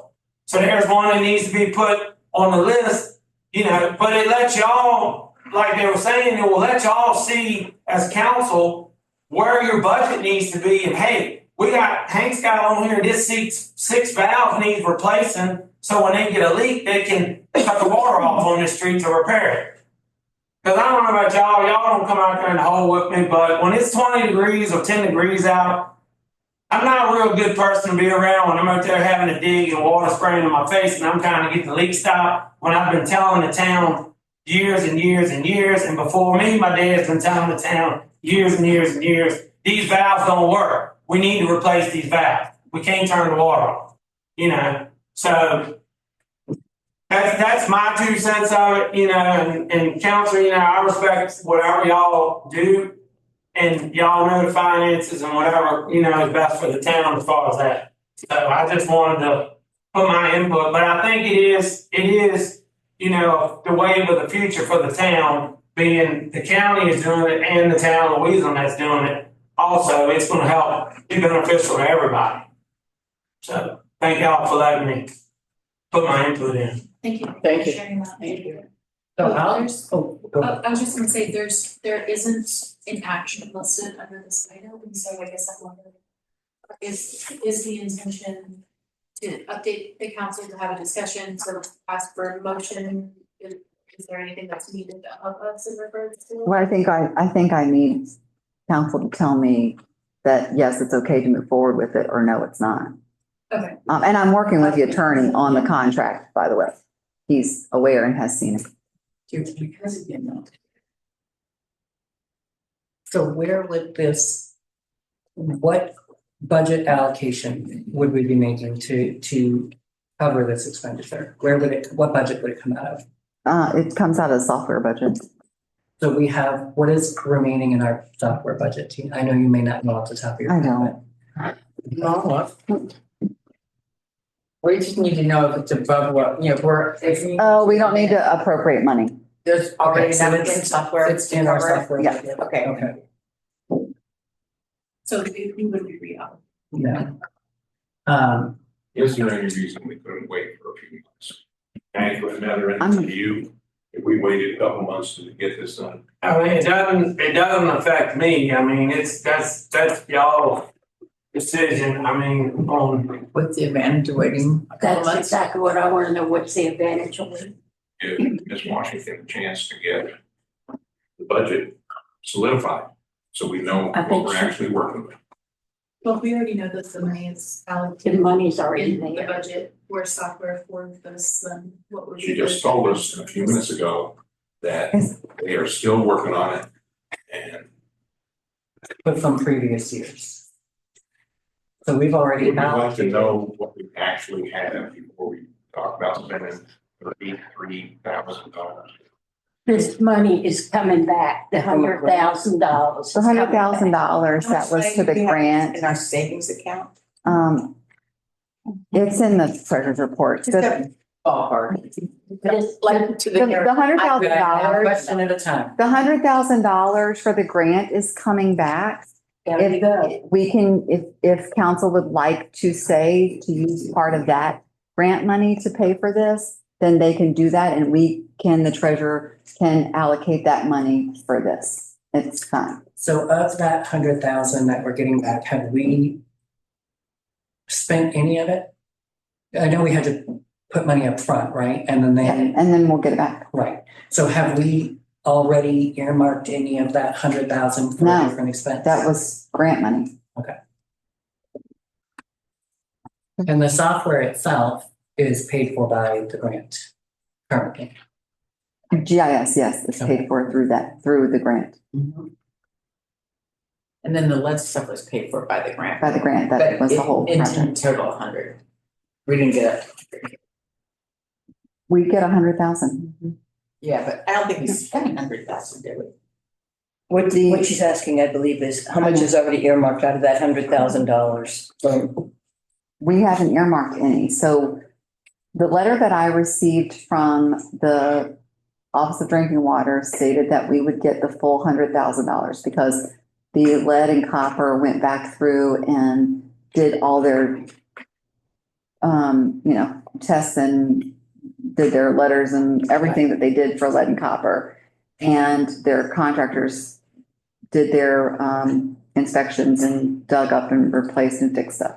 So the letter that I received in office from the Office of Drinking Water says that the grant of $100,000 will be coming back to the town. So I do not have the invoices in front of me, but everything that was paid from what from what the Office of Drinking Water has already been paid for, and that totaled $100,000. Okay. Okay. So we kind of run into and what I'm seeing here, correct me if I'm wrong, is we have two ways we can go with this. We can spend 33,000 from that grant money and get ourselves organized for the first time. So we know where we need to triage, repair, and maintenance throughout the town. Or we can keep flying by the seat of our pants and being reactionary versus proactive and fixing it as it explodes. So the town for 120 some years now has fixed it as it explodes. Can we move it to a place where we're fixing it because it needs fixing, not because it's broken? I think is the balance between the two. We've heard from Hank, who's been doing our water, his family has been doing our water for I'm not gonna estimate, but for 20 years, a long time. But he knows our system, he knows what the system is capable of, and he's saying this would make life easier on the people who are getting in the hole in 10-degree weather, because it so far hasn't been any one of us. So I think those are the things we need to weigh when we're looking at this is, again, do we remain reactionary, which obviously hasn't worked for our water system, or do we get a little proactive and start taking the necessary steps to get us into this century? Can I just clarify something? When you said, that the $100, that, did all those bills from the test and everything done come up to the $100,000? Or how much was left over? It was, I do not know. I don't have It it was in front of close me. to I 100. They didn't. gave us 100, but I don't think we spent the whole 100, but they just gave us, it was like, No, they didn't make you pay it. we can get her the invoices. I can bring them next time. I did this at the last two But we have- meetings before that. We went over this. I can get all those for you and have them here and the letter from Office of Drinking Water, if that would appease everyone. But the letter states that they would be giving us the $100,000. Bowman invoices, I believe, totaled a little bit more than $100,000, which is out of our pocket. And the grant was $100,000. And that money is going to be wired into our bank account. Okay. Okay. Now, So it's money put back. It's not free money. We're not getting a free 100,000. Right. It's money being put back. We put the money out and now they're giving it back to us. Now, I think that was your question, right? Well, right, What is because I the just, grant? so the $33,000 for this will not be coming actually from the grant, it'll be coming from the right, budget. the machines came from the grant. This is a labor It'll cost. come from our software. Okay. And, can I go ahead and do my committee since we're in the water? Ron, that was the next question I was gonna ask. Because my that question I have is, influences this. one more thing is, if we get the whole $100,000 back, okay? Here they are. Would that water get put in, could that money get put back into the water and sewer fund? And if you have the money in software to buy the programming for the software, buy it with that and we take the 100,000 and we invest it in the water system in some of these streets that we know. If we can do a budget estimate for you on a street that we know we've been into numerous times and say, here's the budget estimate, see what y'all can do. Invest some of that money back into a street that we've been in numerous times, or even in some of the valving that we know is not working. So when we get leaks, we're able to cut it off, because that's my biggest complaint is when you can turn a leak off, it's a lot easier to repair it than trying to fix the leak when it's under pressure. And the prime one is the 2-inch line running down the other side of Mineral Avenue that the valve at PFW has been bad for 20-some years. Right. And you can't use it. So the only valve available is on 4th Street that we installed a new valve, but it only shuts it off coming back from one side. So the last two we fixed, where y'all see the barrels, I've had to fix them under live pressure. Okay. And it's not real fun trying to fix a 2-inch line under live pressure. The biggest problem is when you get a repair band you're able to put on it when it's busted in half, and you can get it stopped with a repair band, that's one thing. You get soaking wet, you gotta fight the mud and all that to get in there and get it on. The problem is, if it busts at the end of that repair band, the repair band's only stretched like a 12-inch or so is the maximum length I can get. So if I can't move it to cover that break, I got a live 2-inch line that I gotta cut under pressure and try to put back together, which is not really doable when it's flowing 2 inches of water at 60 pounds of pressure, Right. So that's where we get into the problems that makes it really hard trying to do the repairs. No, I really understand that. What the council did was they put $100,000 of capital improvement money for water in. We spent it on the lead thing. We're getting it back. And, it did pay for the software. Now we have this 100,000 for capital improvements. What we're asking is let's put that 30,000 into getting our map going. And then the 70,000 will do things that you're saying. But the 30,000 gives you the map to do the 70,000, do some good work with the 70,000. But if we keep just having to dig things up to figure out what the heck's going on, and we spend all our money, at least this way, we start documenting because we're required to document. No, I understand. Other things are My happening. question was though, how are they going, if they go by our maps, we already know our maps are wrong. Right. And So we're gonna spend a lot of money to put it electronically through GIS and the maps are not correct. We're gonna be looking at the same map only electronically that we spent a lot of money for. That was my That's biggest gonna be a question. challenge. They don't have a way to decipher what's in the ground buried to tell, is the map the right size? It says it's a 2-inch line and it's a 4-inch line. Prime example was, we found a 4-inch line on West 5th Street that's not even live. We went to hook to it and the line is dead. And nobody knows where it goes to. And the map shows it on there plain as day, but the line is not hooked up to anything. And when you got garbage data that, that the only thing you can do is read it out. And at some point, we're gonna have to do it. And we have to put it in there and we have to correct it. Just like, if you went in there with a pencil and paper, you would have to Right. scratch it out. Right. And we have to start somewhere. This has been neglected for 30 years and it has to start somewhere and we have to start. And it's only the We have to water, do it. it's only the water, correct? It's not the sewer manholes in that, it's just the water We'll system, put the correct? sewer in there too. I mean, we gotta put all of our waterworks in there. So you're gonna have to go talk to them. They're all. But I think we're gonna have to do it, but we just have to bite the bullet. But what we can't do is have $1 million in savings and, water that's just going down the toilet and, risking people and risking and cutting off and leaking and going crazy. So let me ask you, as the chair of the Water and Sewer Committee, just a simple yes or no. Do you propose that we do this? Yes. Okay. I mean, at this point, council can make a motion or make a decision. I think that we've kind of discussed the facts. Being the chair, I'm not gonna make the motion because, I've made my case. I'm gonna let the other people see who I've convinced and if you're, I make the motion that we do the software, update our system and try to get back on track. I have a motion. And I don't see any other recourse for us to do. This to me is maybe hopefully the answer.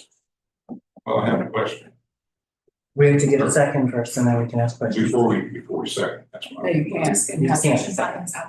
Discussion happens after the second. Do I have a second to Becky's motion?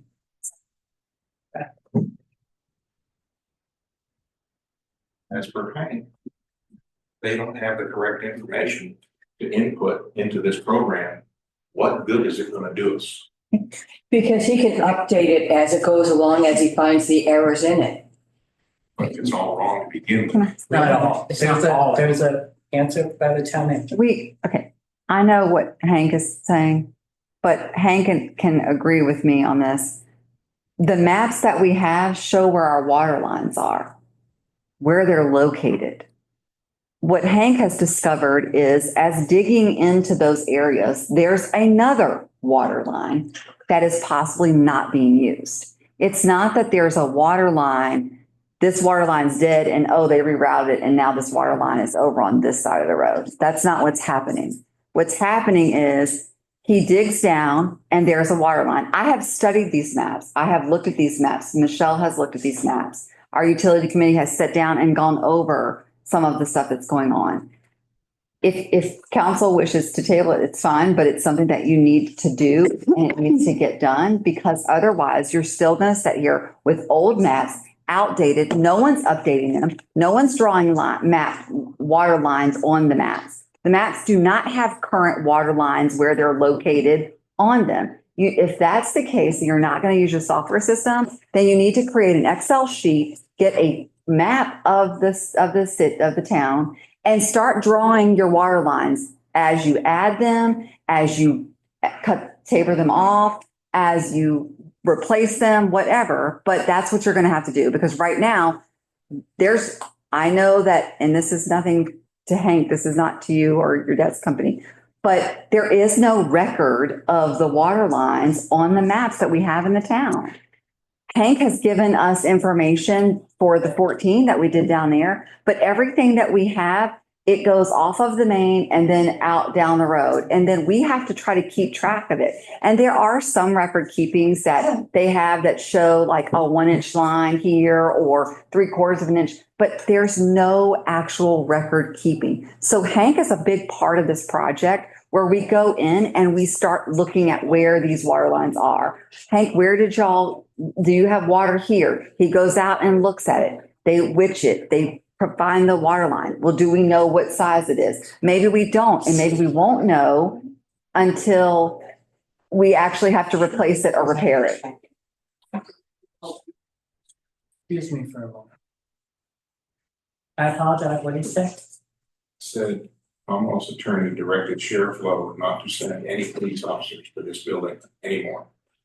Yeah. That's irrelevant. And I've got chapter and code, or chapter and verse, for the authority of the mayor to have a disruptive force removed from this building. I'm just telling you. I'm not open to Commonwealth's discussion on attorney this. said. So When did the Commonwealth? going back to the water discussion, as is Washington was just discussing, the way that it sounds to me, and correct me if I'm wrong, is so many of the issues that we have run into across the board in the town, but also very specifically with the water system, is that there hasn't been a lot of pre-planning of how we're gonna move it forward and make updates and make sure that we know what needs to happen next. And so because of that, we end up being reactionary to when things go wrong. And it sounds like this is a step in the direction of getting us to the point where we can be proactive about improving the water system, which is one of the biggest identified issues. Yep.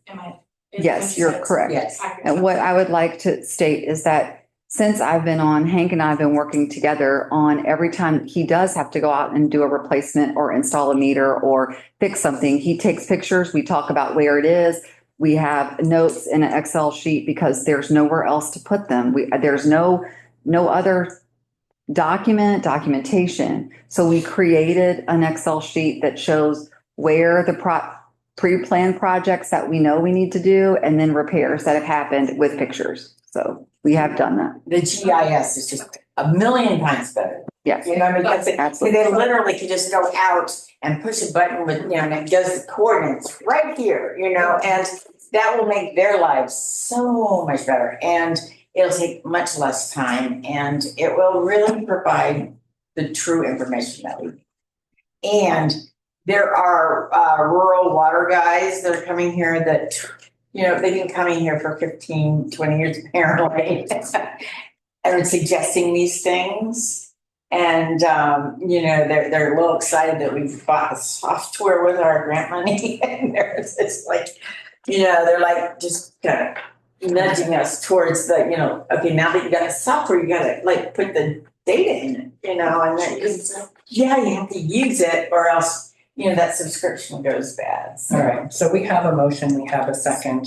Can I clarify, because that last statement that you made, if we don't use it, we're at risk of losing access to the software? No. Well, no, but it's a subscription. And so If you don't use it, then it's just sitting there for no reason other than you're paying a renewal fee for nothing that you're for using. nothing. Okay, but we wouldn't end up losing access to the program. no, but we lose the investment that we've made, and it's time.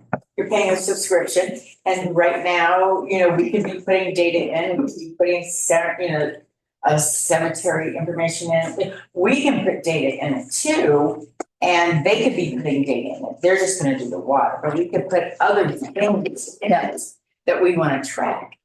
So anyway, they'll show us how. Thank you for sharing all that information. Thank you. All right, so again, we have a motion, we have a second. I'm gonna go around the table. Yes. Yes. Yes. And we will be asking for your vote next month. So motion carries.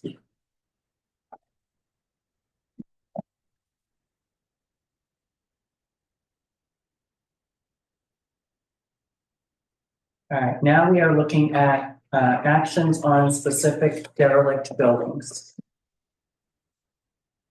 Right behind the building folk. It starts with the photograph. Are we all on the same page? And I have pictures too. I'm gonna try and pull up. The only thing is I can't minimize the Zoom or it'll stop recording. So It's right behind the Bowman folk. Behind the building. All right, nice there. Those are, she's gonna pull up pictures that we have. Oh, there was. have it. The Bowman quote? Yeah, that's it only. I'm trying. Looks under, Western. under, under H. Was that all the papers? Eight. Right, we have to. It's just, it's in H. No, you're the complete wrong section. Oh. I got you. And it's also up here. Yeah. Actually, I'll do it. I have more to go over.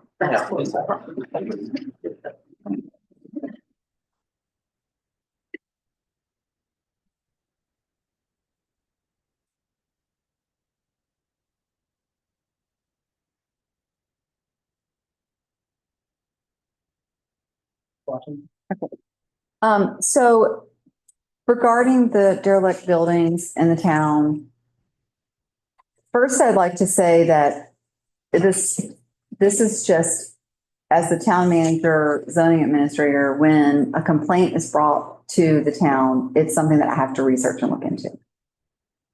Just like with Rolling Wills, I had to address them, and what was happening over there. And had worked with them to put a fence up, kind of clean up their area. They've done a great job. It looks absolutely much better than it did.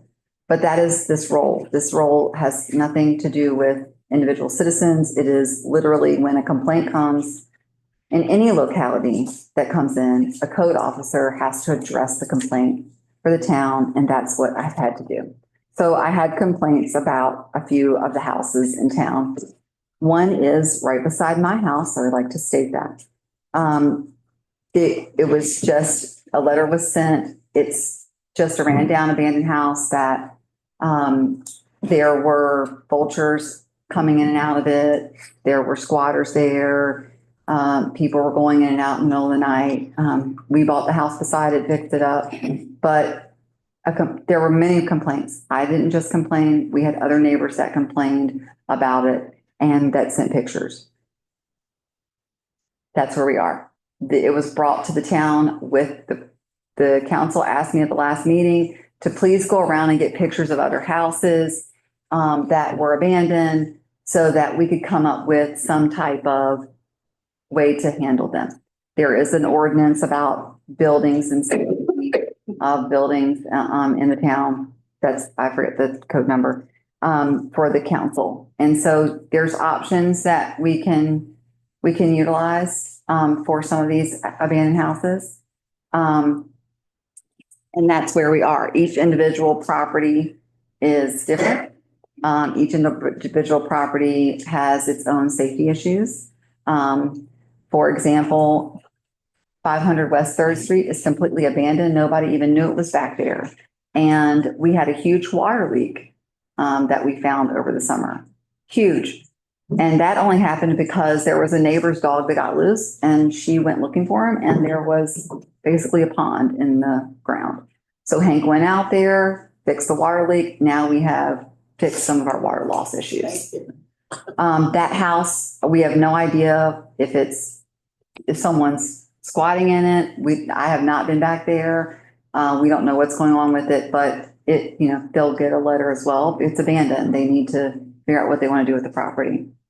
The job and the role for me is to provide safety, health, and welfare for the citizens. And so abandoned houses are unsafe for all citizens in the town. It does not help when you have people that are just going in and staying in them. They could catch on fire, they could fall on someone and kill them, and that is just a liability for the property owner as well as the town for not doing their zoning and their due diligence for the safety. For the other houses, 623 Mineral Avenue, I noticed they have been over there trying to handle the property. There was an oil tank on the property. It's not standing up anymore. I don't know where it is. But I'm not sure what that house was one of the main ones that had vultures and, their droppings everywhere and squatters. What kind of dropping? It's dropping feces. Bear. Bird, the vulture. The whole I'm bear. sorry. Vulture too. And this house obviously was a house that's been here for, many, many decades. But I don't think that the house is livable anymore. The council has decisions to make. They could have, assign me to contact the building official and have them come and look at these buildings to see if they're condemned buildings or they should be, or they're not safe. And if that happens, then there's a whole step to take for the property owners to handle the buildings, whether it's, tear them down or what have you. Sometimes that might be the best way to handle it. We want to give the property owners the option to be able to handle this in a good time frame. But getting a building official involved to see if the building is safe or is livable is, in my opinion, a step that we should look into and then go from there. If it's unsafe, then there needs to be some course of action, a letter written, 30 days notice. There has to be a public hearing if the town decides to do something about it or what have you. So, will you list, is there 4 houses on here tonight? There's 3. 3. 1, 2, 3. So of these 3 that are listed on here, what correspondence have we sent out to the homeowner? I've sent a notice of violation to 623 Mineral Avenue. I have not sent a violation letter to 500 or 110 as these were not filed as complaints. And so it wasn't for me to send the letter, but council asked me to take pictures of other abandoned properties. So that's what I did. And here we are. So addressing 623, how many attempts at communication have gone out to the owners? I know you may not know off the top of your head, but there was one letter violation. I have a question. Ms. Washington, what was the condition of the house that you renovated before you started? Very similar to this. No, It's not at all. It's not that it couldn't, not that it couldn't be renovated. No, yes, it cannot be. It has no footers. It cannot be renovated. The house beside me has no footers, no foundation. The house that I renovated, the house that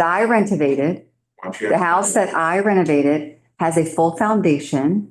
And we had the building official and the inspections come and look at it. That was looked at. The house that's beside me, I absolutely have no problem with any of the owners, okay? But the house beside me does not have footers. It is not on a foundation. I do not believe that it can be saved. Again, which is why I'm stating that a building official would need to come in and look at these houses to say whether or not they're livable. These are abandoned properties in the town. I've been asked to do something and that's what I'm doing. And why don't you ask the owner? We're going to get to that. We're going to get to that. He introduced himself during public comment. So we're going to get there. We're not there yet. Take your time, sir. So the town manager answer your question? I forgot what the question was. Yeah. Okay. Any other questions from council for the town manager?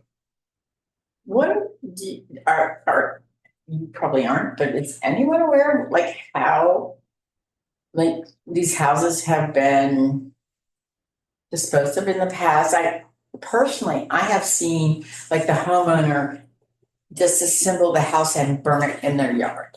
That's the only thing I've ever seen. By county regulations, they have to be checked for asbestos.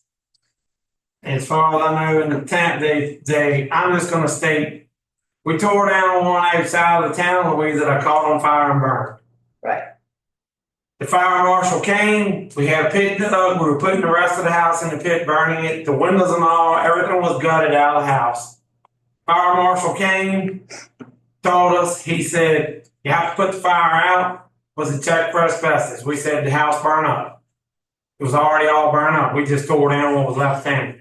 He said, you gotta put the fire out, the rest of it has to go to the county landfill. So the owner had to pay us to fill the hole in. He said, let what was in the hole finish burning. We had to load and haul the rest of it to the county landfill. So my understanding is, in the past, the town has, sent notice about the buildings and demolished the buildings themselves, leaving the bill for the property owner to pay, whether it's a lien or what have you. That's my understanding. I'm not privy to that. I know they did that with the school building. Right. And there was another building that was demoed, that had to be knocked down. Was that marine building, that over there, the marine canvas That one place? there, That and was then really, there was that was another house 11 in years town, it took too. to do That that. was tore There was down. a hotel that had to be. Sacra Hotel. Any other questions for the town manager in regards to the derelict properties? Thank you.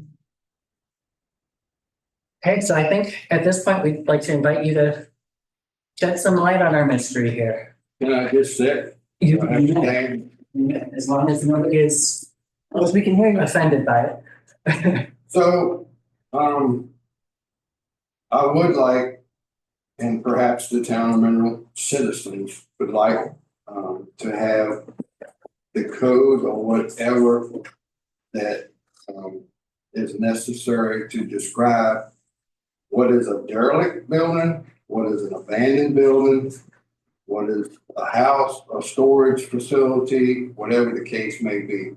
Because that would be very helpful, so I understand what exactly that you're looking for, okay, as far as repairs or whatever to get it to where it's acceptable, okay, for time being or whatever. Second thing,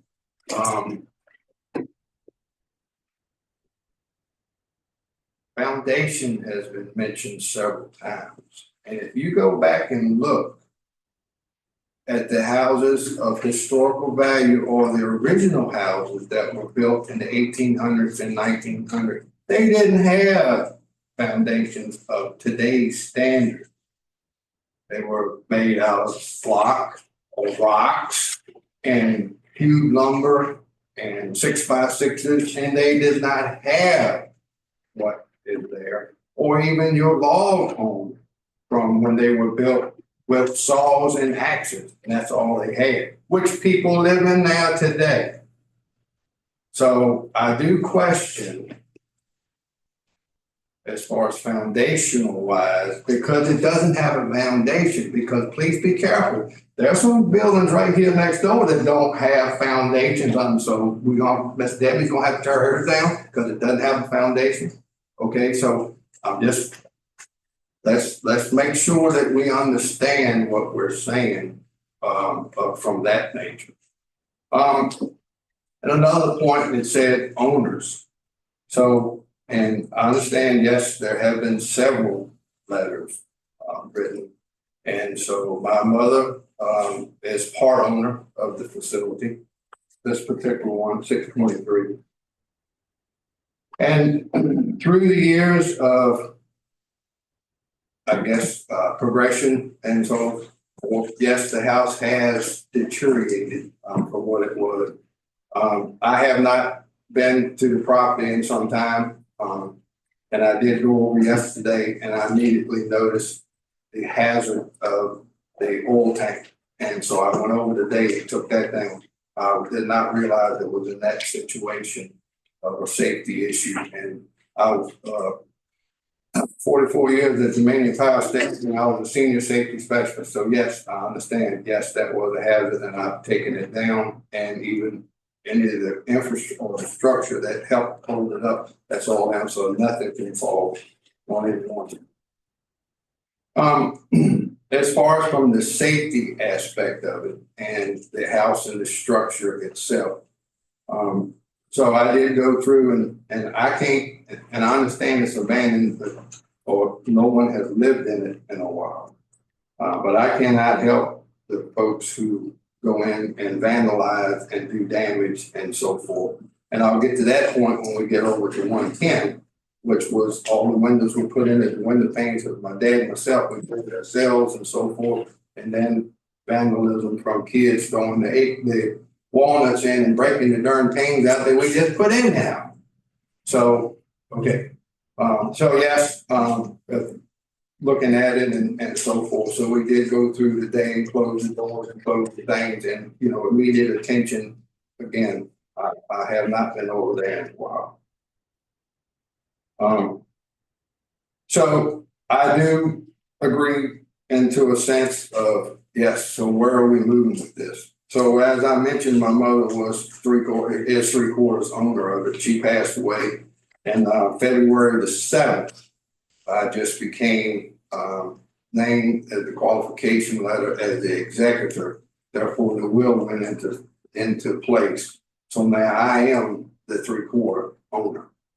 So you have to understand with parents and so forth, if you're given instruction, you're supposed to honor your mother and your father. And that's what the good book says. And when she tells you that it's her house and she does what she wants to with it, well then, yes, ma'am, it's your house. So I cannot speak in the past, but I can tell you this. It's not something that's necessarily been sitting in idle, and I'm not here to brag, but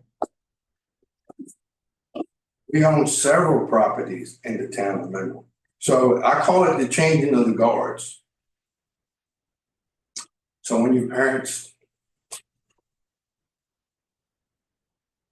I'm sorry for your loss, and I know it's recent.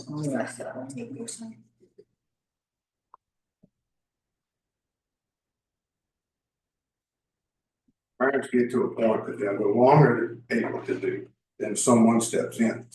So I say this, certainly respectful, but as I see, and I'm not calling anybody old, but in this room, you know, reach out to your sibling, your family members and stuff, and make sure that you set them up for success. But my mother and grandmother and so forth own several houses and properties in the town of Mineral. So again, not to brag, but 440 Mineral Avenue, second-story building, or it's two-story building. We totally remodeled that. Myself and several others that helped, and we brought it back to life. 106 Louisa Avenue belonged to my dad, and when he passed away, so forth. That's also a joint owned facility, and we have restored, and we had to do some things to it, so that's in good shape. 116 St. Cecilia Avenue, we totally gutted the house, new plumbing, new electrical, new AC, everything. 113 Richmond Avenue, my mother's place.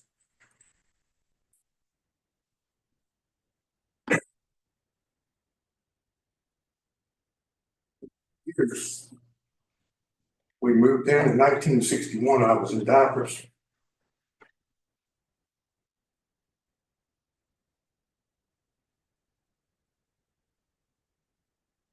You can accumulate a whole lot of stuff since 1961.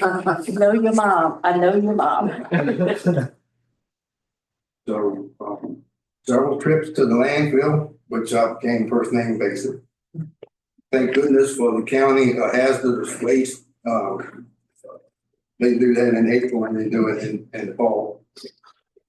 And removing the paint and the different things and so forth. But, that house has been remodeled, new foundation, new roof, things that needed to be done, but there comes a time when you throw your hand, when they throw the hand up and I'm done. So I just asked the council, give me the opportunity to get someone to come in and look at the house. And to look at its foundation.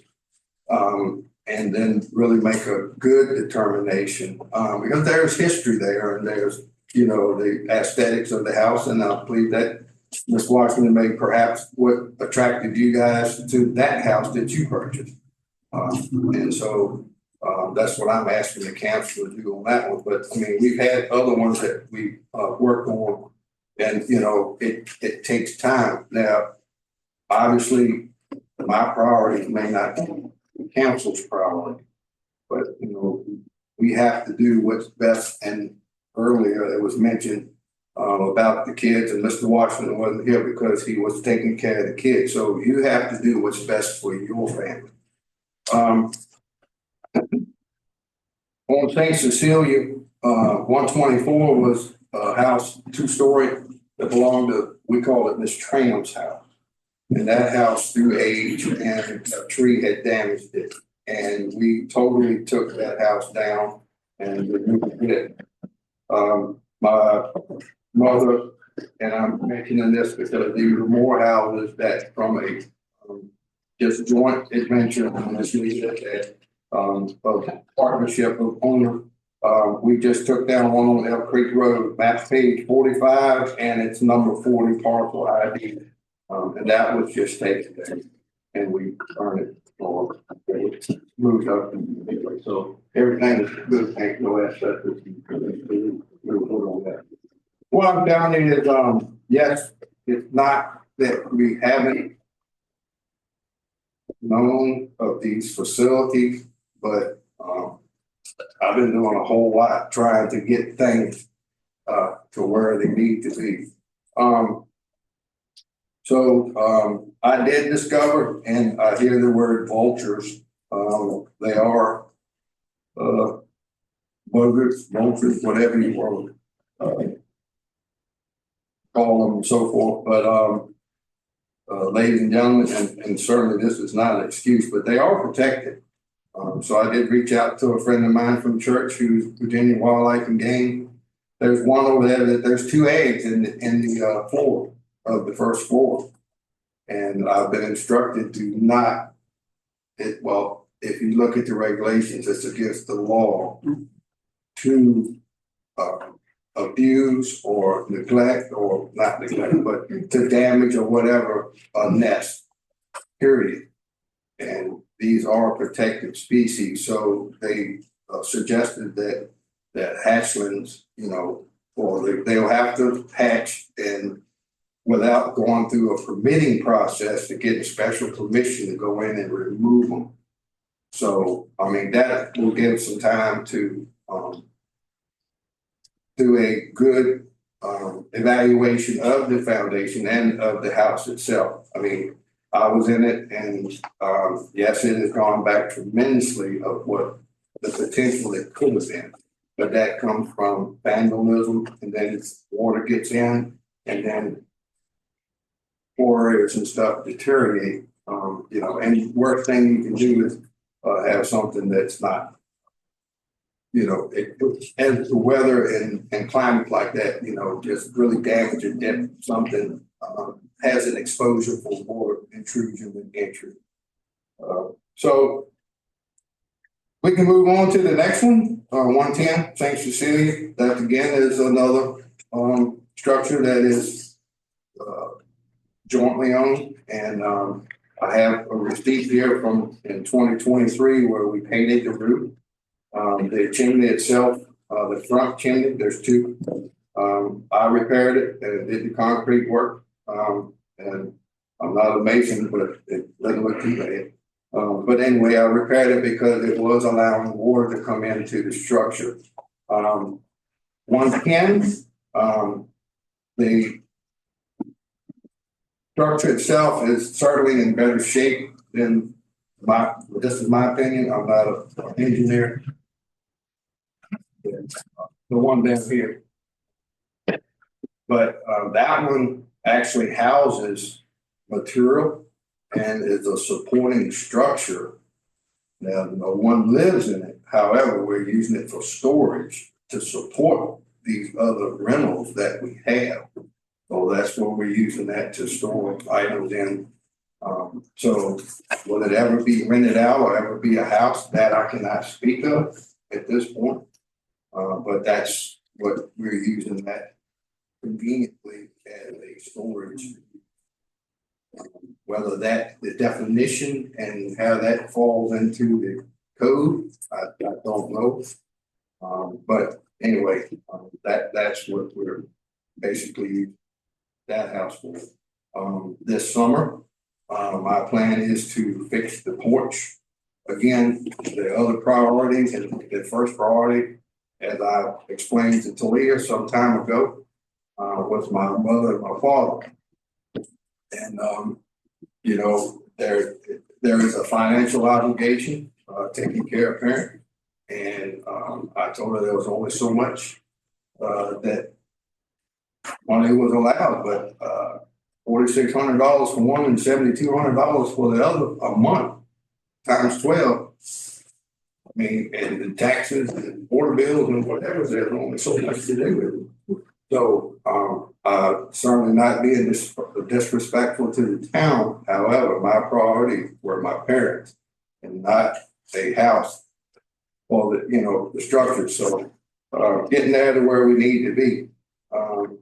But anyway, so the only thing I can do is so that you guys know, and I have the qualification letter here if you want to see it.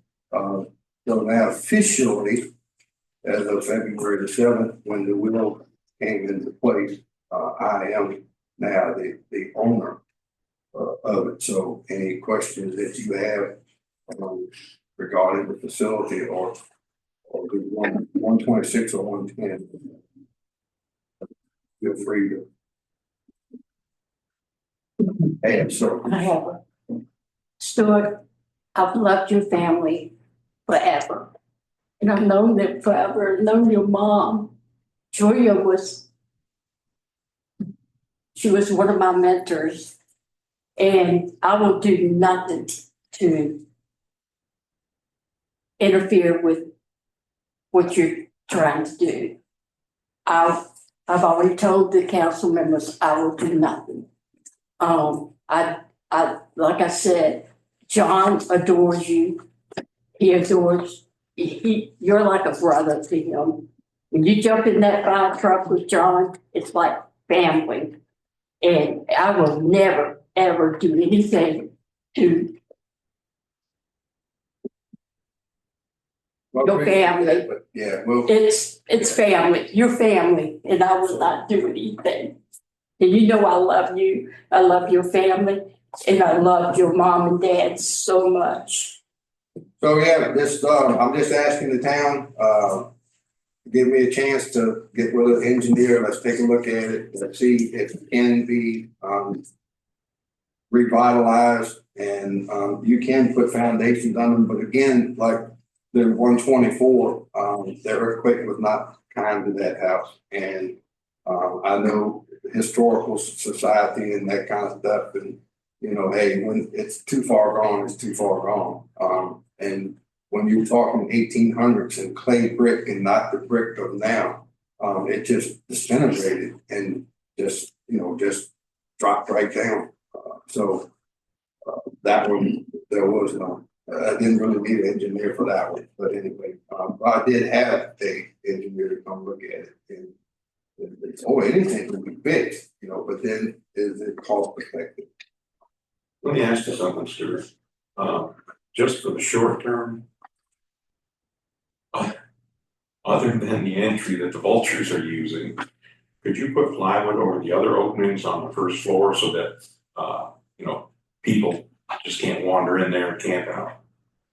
But I don't think he can because of the vultures. So I closed the front doors, secured, was closed. I don't know where in the world the keys are to it, but I have the upstairs where the pool tank was, and that goes also. I put a board up against it and screwed it, so the second floor and the first floor where it goes out the back, you can't get in those two doors. So the door towards Paul's Body Shop, there's one there, and then the front door. But they are closed, so I will be putting up posted signs and so forth, so at least that will help protect us. So if you're anyone's in there, then we have the right to press charges and, you know, whatever. If you're trespassing, so to speak. I'm not exactly sure, I have a picture, I guess it was the female bird sitting on the eggs, today. And so I'm not exactly sure. There are some window panes that are out. I guess that's perhaps they're coming in. Cause I secured the door yesterday, and then I was worried after I talked to the Virginia Game and Inland Fisheries, well, if I shut the door and they can't get in, then, or is that messing with the nest? You know, so I'm like, oh, dang, I don't want to get in trouble with this. But anyway, it appeared that the buzzard was going in through a window pane that was missing, so I did secure the doors back. All of it.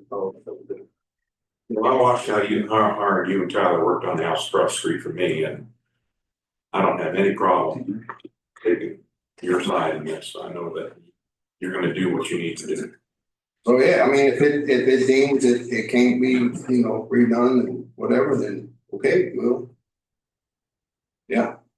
Bring it on down, I reckon. I understand. Would your goal be to restore it or fix it? Is that what your ultimate goal is? Again, talking to the engineer and what needs to be repaired, and you know, it does. Apparently the original front part has. Well, I could not see any blocks or anything, but the back part of it does have cinder block around the bottom.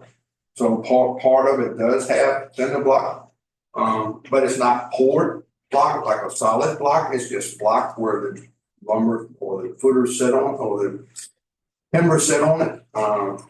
Again, we just have to see. I mean, you know, electrical upgrade. There's a whole lot of things. I mean, things, but I mean, housing market and that kind of stuff. And you know, would you get investment? You know, would you get your return out of it? But really, you know, to get them to take a look and see, it's amazing what you can do to a house to bring it back to life. You know, it takes time, it takes labor, you know, but you know, we'll just have to see have what they say. What type of time frame are you looking at for that?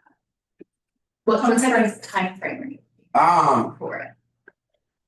Well, I mean, I will be getting in touch with someone here within the next couple of weeks, try to figure out, you know, what we can do, you know, come and take a look at it. Again, 3/4, there's a quarter that needs to be in agreement, but, you know, I think we can work through all that. And then he's got to wait for the eggs to hatch and then to move. Right. Which took. Maybe we can, like, Yeah. what the plan is and what. Right. Yeah, so that'll get some time to do all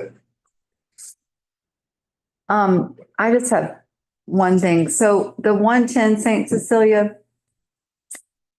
you said that was being used for storage. Are there plans for that house? Because that's in residential limited, and the zoning requirements around that are a little different. So are you gonna fix it up, or are you just gonna continue to keep it and use it as a? So like I said, there's furniture in there, and there is building material that's in there.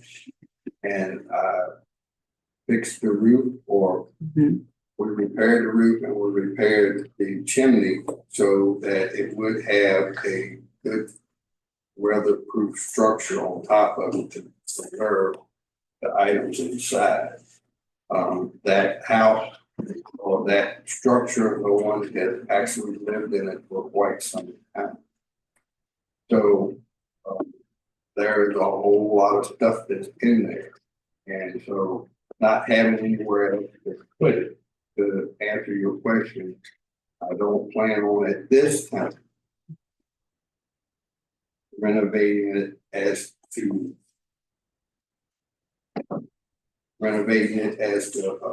put a resident on it to be a resident. Right now, I'm using it to put the stuff in, supporting the other fix-ups or repairs, whatever. We had a Board of Zoning Appeals, whatever, Mr. Morgan, who was using the school as a storage facility. And it wasn't favorable to him because it wasn't zoned for it. And I don't mean to be negative, I'm just saying is, historically, because it's unattended, it's basically a vacant house and it has all the problems of a vacant house.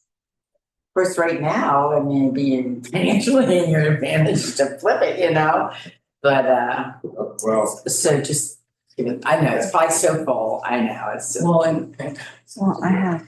is the exterior, and I'm directing this at the town manager, is the exterior of the home safe and presentable? I mean, it's got rotten wood and stuff. The problem is that this was one of the houses that I took a picture of. I have not had a complaint about, but it is an abandoned house. And I have the definition for everyone. So derelict building, a residential or non-residential building or structure, whether or not construction has been completed that might endanger the public's health, safety, or welfare, in which for a continuous period of excess of 6 months has been vacant, boarded up in accordance with the building code, and not lawfully connected to electric service from a utility service provider, or not lawfully connected to any required water or sewer service from a utility service provider. This is our code. So is that home connected to electric and water and sewer currently? It was, but we had a tree branch to take and rip the power line or the feed to the house down. So a box or meter was put in, there's a permit, a building permit for electrical to put it back. But again, that was not my priority of putting power back into the facility, working on all these other. So it has power, it's just temporarily disconnected. it's zoned residential limited. It's rezoned residential limited. Again, I'm speaking of 110. Yes, 110. 110. Yep, zone residential limited. Again, this was not a house that was complaint. This was a house that was asked to take pictures, so I did. And I understand your situation, and I understand what you're trying to do. And ultimately, it's up to council, but your code states what the options that you have. And if you want to allow Mr. Cameron to do that, that's council decision. I just go off the code. And so the code would say that this is considered an abandoned house. It's residential limited, which doesn't allow for certain items, certain things. I understand his situation is very delicate. And so it really is up to council at this point. Are you saying he's not allowed to store stuff in that house? I mean, if you live there, it's, yeah, or. I don't see if it's your property, why. I know. I'm not. Guys. I'm saying it's a zoning administrator answer the question.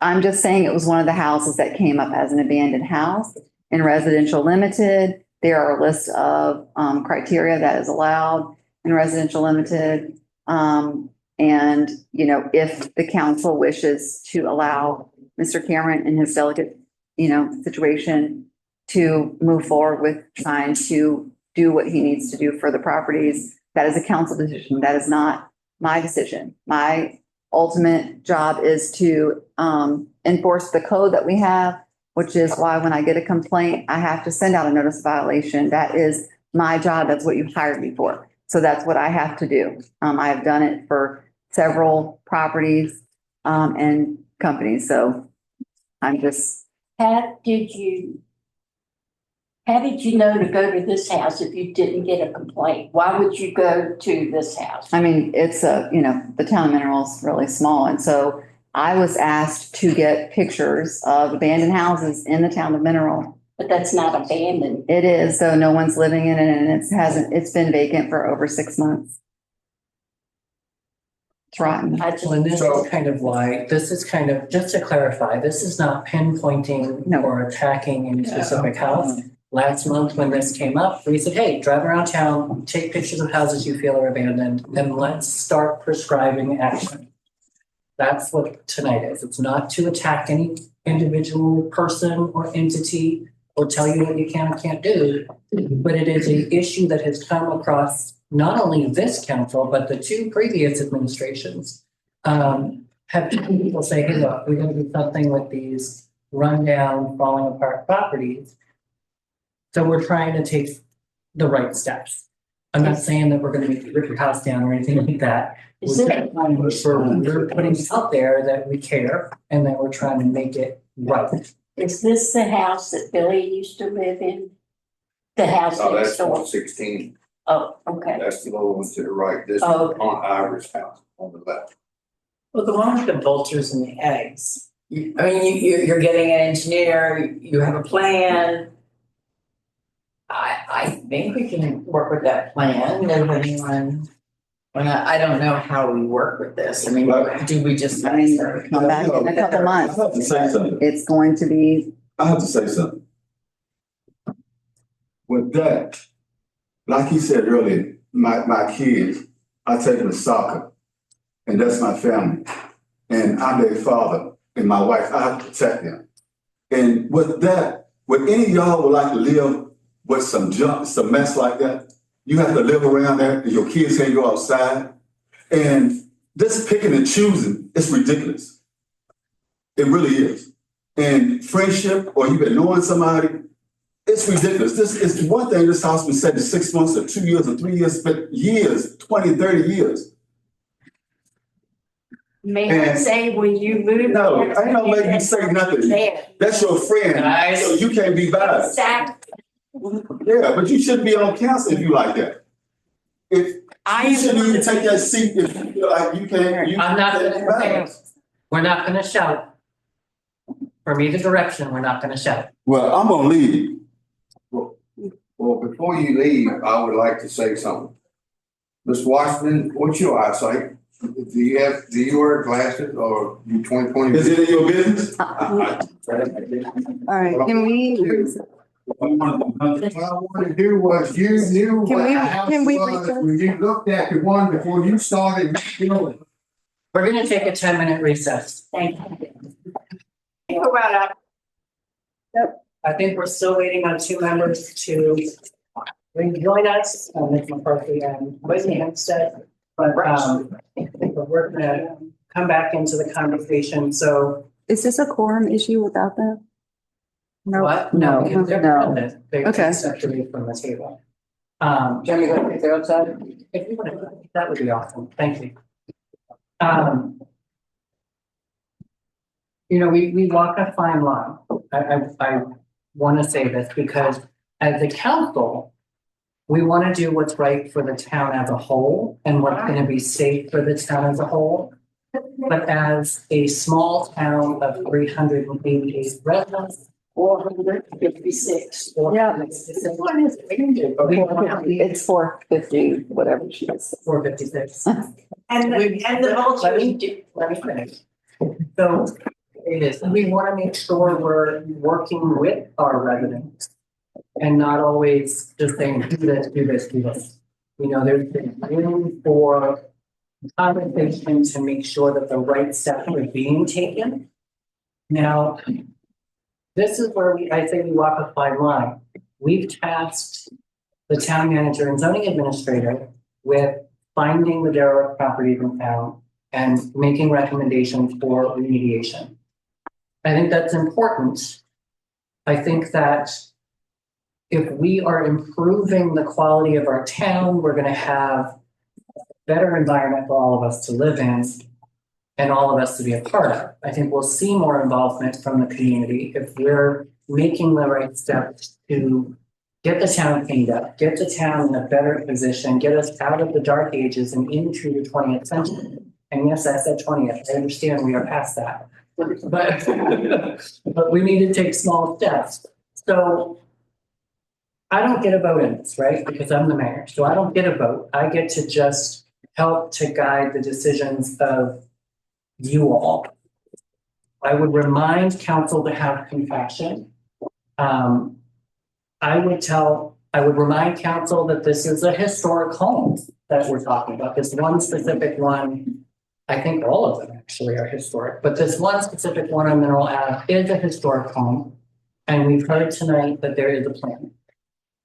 So I think that it would be important to remind council of that. This is not a new topic of conversation. The council has discussed derelict properties all across this town since the day we took our seats 2.5 years ago. I think that there are mitigating circumstances that we need to take into account as a council as we move forward tonight. And there's mitigating circumstances on all sides. It's been said tonight, okay, you knew what you purchased when you purchased your home. Well, I'm going to tell you, I purchased a home next to an abandoned piece of property. And I raised Holy Cane because of the vultures and the buzzards or whatever they are, the big birds that were not attractive. And it took me, it was like 3 years living in my home as I'm putting sweat and blood and money into restoring and upgrading my home. So I get the adjoining homeowner's point of view. So these are things that are deeply personal with the people involved. So we need to remember that and we need to conduct ourselves appropriately. I would just impart that upon this council. It's not just 4 walls that we're talking about. There's life that has happened in that 4 wall. There's history, there's emotion. So let's make sure we're considering that and approaching it from that standpoint as well. We are not as large as a town that we don't have to be clinical in every decision that we make. Again, I don't have a stake in the game. I don't have a vote. But I will not allow for shouting and screaming and arguing and disrespect on either side of this room. So let's maintain that. I also want to mention that previously my husband was on the planning commission and one of his jobs was to go around town. And it was not all that easy with the town council. As a matter of fact, it was quite frustrating to my husband because once he reported a building that had bricks leaning over, and he had to fight, and then they finally sent somebody out there to inspect it. And that's when they determined that the building needed to come down. And that's when we lost our gas station for a little while. I remember that. Yeah, but that was 11 years after the earthquake. It took 11 years, and that was not a safe building. No, You but couldn't go upstairs. it was just the fact that my husband had to go numerous times to fight to get the That's how town slow to do we are. that. So I'm sorry that you didn't get notified of concerns earlier. Because, you know, I mean, it shouldn't have taken so far of these buildings to be before they finally got complained about. If I understand correctly, and I'm gonna just correct one statement that you just made. If I understand correctly, you guys, your family, in some iteration of ownership, was informed back when Talia was town manager. Is that correct? That there was an issue with the safety or? So that, what I was mentioning, that particular one, that was 124, Old St. Cecilia. Okay. Which is gone. There's nothing but grass down there. That, the one that I was referred to. Okay. To be specific. Well, I know for a fact, because I wrote the letter, I was the zoning administrator at the time, that letters were written. I don't know if they were ever sent out, but letters were written for any abandoned house on Mineral Avenue. because I wrote the letters myself when Talia was here as the town manager, and the council appointed me as the zoning administrator. I don't know whatever happened with those, but I know the letters were written. And it was and I'll be honest with you, it was partly because I lived right there, and 3 houses in a row past mine were abandoned. Now, the Burke have fixed up their house. The Washingtons have done an amazing job restoring and fixing up their house, and I know there's a plan in place. So that gives me a lot of, what is the word I'm looking for? Hope that we can restore the appearance of Mineral Avenue and of our town as a whole, starting with the epicenter of Mineral Avenue. So I don't have a vote, so I'm gonna stop. And the reality is that, I mean, you truly have only been the owner like 5 weeks. I mean, up till then, I mean, you were helping them, but you weren't the owner. I think how we should do this is, so I'm gonna start with you in a moment to let council know what it is that you feel we should do. And then I'm gonna have each council member express what they feel they should do, and then either we'll call for a vote or go with a consensus, whatever is necessary. Does that make sense? Are you referring to a specific? So it would be per listed. I'm gonna defer to the zoning administrator and town manager. Are we gonna go per listed? Yeah. Structure? Okay, so we're gonna start with 623 Mineral Avenue. What is the recommendation of our zoning administrator? I mean, Mr. Cameron has obviously been over to the property and looked and has a time frame. Obviously, there's birds, so you can't do anything about that. And so, but, you know, I would just like to be able to see that we're trying to do something to mitigate the house being abandoned. So the time frame, whatever that may be, I think the birds hatch in, you know, a few months. Okay, so we'll stay in communication on, your recommendation is that we stay in communication on 623 Mineral Avenue. I think that it is appropriate to say that we want to see progression. You know, staying in communication means we want to see progression, we want to see a plan being put into place and eventually to fruition. So Joanna, I'll start with you. She can't. Your opinion. She can't. She can. Oh, she can. Can't vote. Oh. I think putting a plan in place is a real good start, and a timeline and accountability. Mrs. I think we need to follow what Stuart wants to do at this point. And all, but not let it get like the mineral school property where we said, yeah, you do this, and we just completely forgot it. I'd support him, and if he needs our help, I'll come over and nail in for you.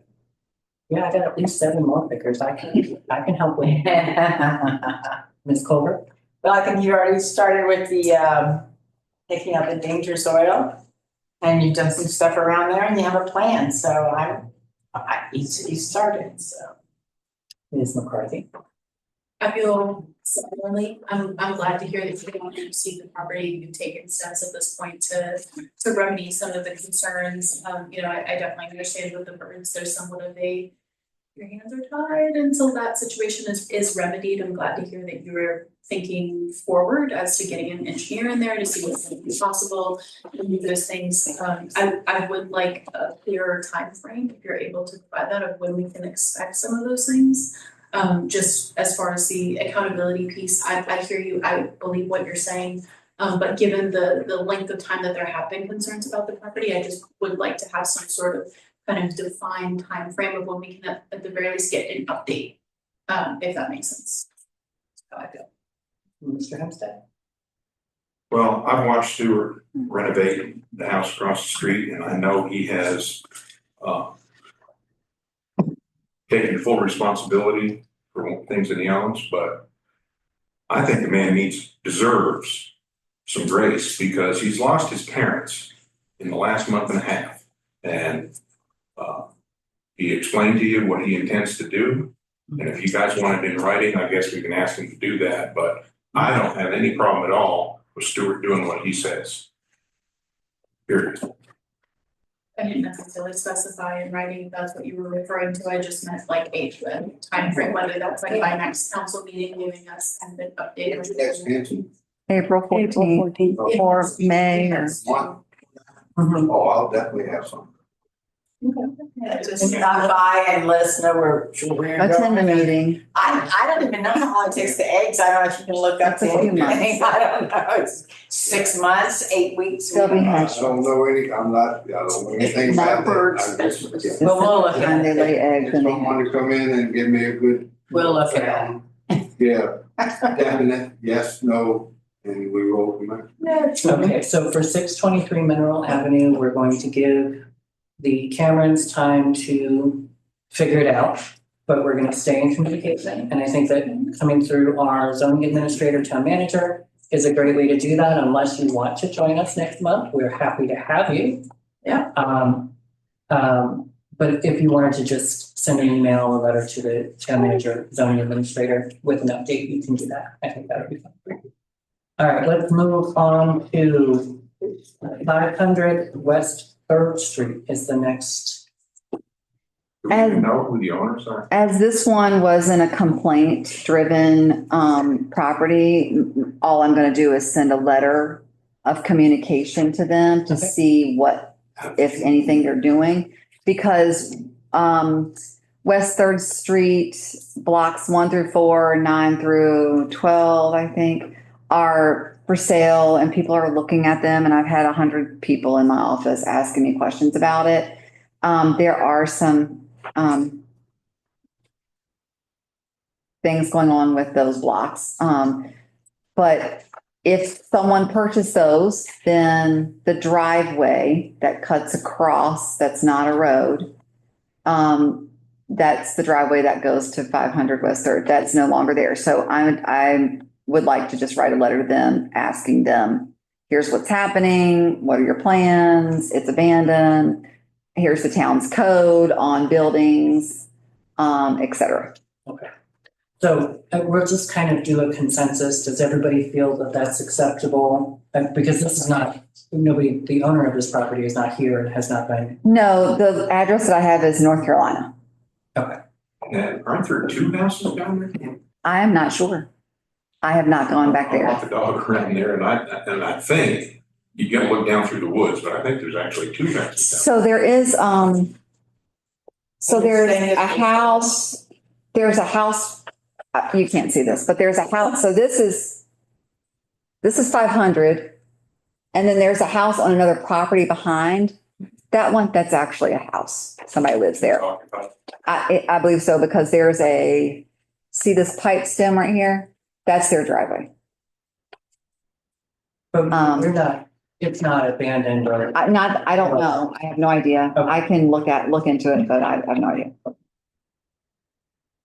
I'm sorry, I've missed the consensus. I think you all, consensus that we'll send a letter out to 500. Okay. Moving on to the next one, it just says on my page, St. Cecilia. It's 110, it's Stewart's. So, yeah.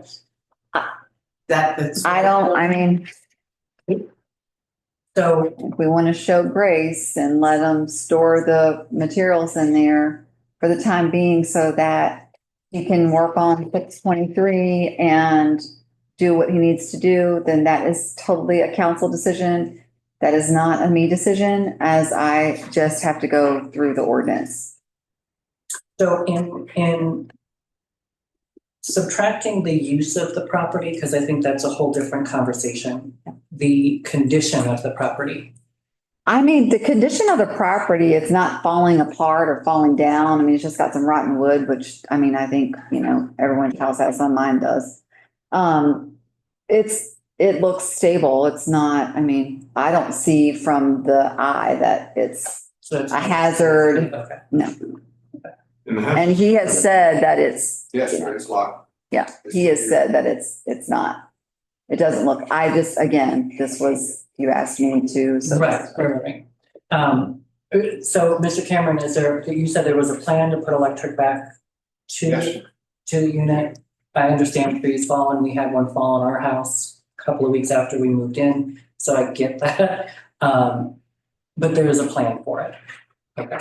So even though it's, excuse me, I didn't mean to cut you off. No. I mean, it's in a residential neighborhood, but is there something else that the house could be the structure could be reclassified to meet the code? I mean, I'm just. If it was a, It's in residential limited, so the only thing allowed in residential limited is dwelling, living. This is a shed. No, No, I know, but You can't have a garage? you can't have just a garage. yeah, it can't be It has just to a be, business. no, you In a can't residential have. limited. Residential limited is strictly for living purposes. But Strict to the code. that's not in. You could rezone it if you wanted to. You could apply for a rezoning. And depending on what you want to do with that, and that would have to go through a public hearing and a process, but you could apply for that. And he can do that for his individual property, right? Yes. Okay. But conditional use permit, I mean, for what it's for, I don't know what. A conditional use permit is usually around, like multifamily living or, right now, it would have, if you get it rezoned, that just, it goes along with all of that. It's not, it depends on what you're doing the conditional use permit for. The conditional use permit for is for stuff that's outside of the zoning, but residential limited doesn't allow for that. Multifamily dwellings, is usually what conditional use permits are allowed for in the town. In other localities, conditional use permits are for spaces, within the business or within the area, but the town is a little bit different. If you put a garage in the back, like one of those, $1,500 metal buildings, and put all the stuff in it. Yeah. It'd be fine. Yeah. Because that's Gotta look at the just an setbacks. outbuilding, right? You have to look at Just the- Get a used one. You have to look at the setbacks because again, residential limited has strict They setbacks. have little, like 5 feet for No, sheds, right? I don't If think he so. has somebody living in there and storing his stuff in there, Then you could that's okay. make some money. You can put John in there. I'll just solve the problem. No, it's just, I'm just We're giving gonna give you you, some time, Jack, to Between residential, Solve the residential problem. limited. so residential general and residential limited. Residential limited is strict. It only allows for houses. Is that all houses in the town of Mineral? No, it's certain areas. So zoning districts are zoning districts. So that's our map. And zoning districts are color Yellow coded. is the. And residential limited is very strict, very specific. It's yellow. So all the yellow over there is residential limited. Residential general gives a little bit of flexibility. The setbacks aren't as bad. And then like commercial, which is 623, has 0 setbacks basically, unless it backs up to residential, anything. And then you have green, which is planned unit development, and orange is general commercial. So, but we're getting way off. Sorry. The I purpose got of. that, you got sidetracked, but I was just trying to. Yeah. Well, no, You're candid. The purpose of tonight's conversation is safety and appearance throughout the town. So usually we can come together as the town council and we can discuss different ways. I mean, there's eight different ways to slay that cat. So. And you can come in and just meet. Yeah, we can sit down and work through that, but if I'm hearing from the zoning administrator that it is safe. Yeah. It is not falling apart, there are no broken windows, there's no vermin or anything like that. There are broken windows, sir. There are broken. Well, yeah, from second floor and stuff. There is from the children or kids throwing the walnuts into the panes after we already fixed them. Gotta love children. Well, So is there- originally with the BB gun took them out. But those kids grew up and they moved away. So then that's next So round. they're using bigger and better, right? With walnuts. I know because they're inside the house. So is there a recommendation from the zoning administrator?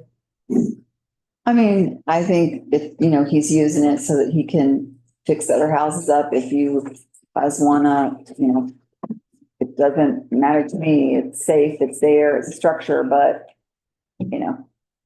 Is there a possibility of getting the windows repaired? Sure. I think that if we're comfortable, the windows are repaired, the house is in good condition, it's not falling apart, there's no eggs being laid, then I think. No, and he has a lot that he's fixing up, so. Right. All right, so consensus of council, provided we get the windows repaired. All right, moving to. Is there enough, what did I skip? No, No, the bylaws are going to April agenda, scheduling a town hall. Okay. I just, before I mentioned this at the beginning of the meeting, but that feels like so long ago. The reason, I know, right? The reason that we're moving the bylaw discussion, is I want to run them through the VML and have their attorney take a look at them and make sure that the bylaws that the committee recommends to council are legal and legally binding. So that has taken a little bit of time to get that communication back. I spoke with her this afternoon. She said she's looking them over. She'll have something back to me in the next couple of days. So next meeting, as soon as I get the draft back, Michelle and I will look over it really quick and see if they've made any suggestions and then get it out to council. So council will get it before next meeting to be able to review it and to make suggestions. All right, next thing is scheduling a town hall. So this, as a reminder, is that I call it a reverse town hall. It's when the citizenry gets to come in and ask questions and we actually get the privilege of answering their questions. Instead of just hearing them. Our last one was January 21st. January, March. It's due. So are we looking at when does council want to schedule it? I don't know, it was pretty fun, I don't know. April or May. April? Okay, just remember that we have the budget. Right, budget is coming, spring is coming, a lot of people are Let's gonna do be. middle of May. Would you make May? Would it make more sense for us to do it in April since the budget would need to be passed? Yeah, we could get some feedback about it, but. April would be better than May. Because as you get closer to the deadline for the budget. it's I would love to do it in I May, have a lot Becky, of appointments. in April. I don't know exactly. We have a couple dates already scheduled on the calendar as possible budget. Yeah, because Snake is, the Snake has been We bad. did it on a Tuesday, And I've had didn't we? appointments. Well, we can do it in April May. 22. We did it on the, If I find out I can't come, I can't come. Well, absolutely. So April, what day of the week? Or April It's 13th, you don't want to do, so April 22 is the week after the 15th, the Tuesday. Does that sound good for everybody? What is it? April 22nd, we have a planning. Still want to do it. But it is what it is. On to. I'm You're not available? Are you available on that whole week or? No, just specific. What about the 8th? What about, Or let's do 23rd. the 23rd. We just have a planning commission meeting that week too, so if we can give some leeway, So, not on the I mean, 24th. 17th. What about the 8th? Oh, it's 17th. so we have the planning commission is what, the 20? Yeah, what about the Thursday, the 17th? I can do the 17th, I am on calls, which means that I get. calls. You may have to step out, okay. Does the 17th sound good for, I have to look at when I go home, see Okay. what. does it sound good? The Sharon said sound good. So I say let's put it as the 17th, let's not At 6:30. advertise it yet, let's have each And member. let's don't say you have to send your questions in ahead of time. That No. deters people. I think we're gonna make it easier on the staff in that we'll just put the agenda out there as a town hall, open questions and discussion is welcome. That blurb about public comment being respectful and held with decorum goes on there as well. And then minutes, we'll do like we always do. I think that'll make life easier. And if there's any topics that council wants to put on just for open discussion, Any specific. Yeah, that Okay, sounds we good. can do that. I like Maybe that. we add, what do you guys think? Add a topic there on budget requests. What does the town think we should be spending our money on? Right. Water. I know, right? So I mean, and we get, then we'll kind of get a feel for what the public wants us to spend their tax dollars on. Yeah, I think they have to have an understanding of how like the town operates too. Right. Like, I want, and I would like to run out about this is just, golf cart. You know, golf cart, ability to drive a golf cart. If you go in Louisa and you go over by Frosty's they have the golf cart sign, you're allowed to drive golf carts there.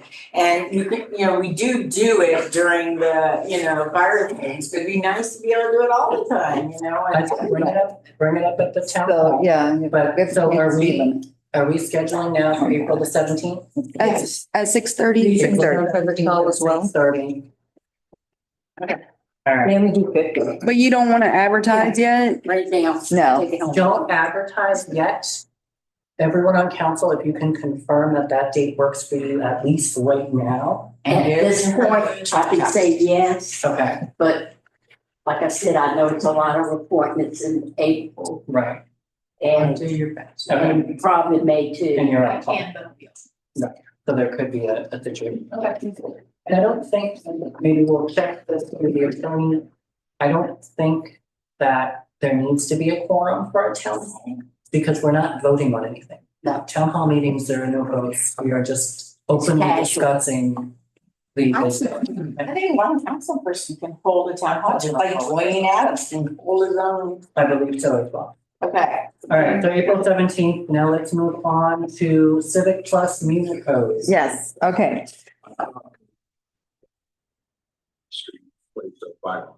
We removed bylaws, but 9th Street is going to go to closed session at request of the attorney. Civic Plus and Muni Code. So right now we use something called General Code, quote unquote, E-code for our ordinance. That service, in my opinion, hasn't been user-friendly.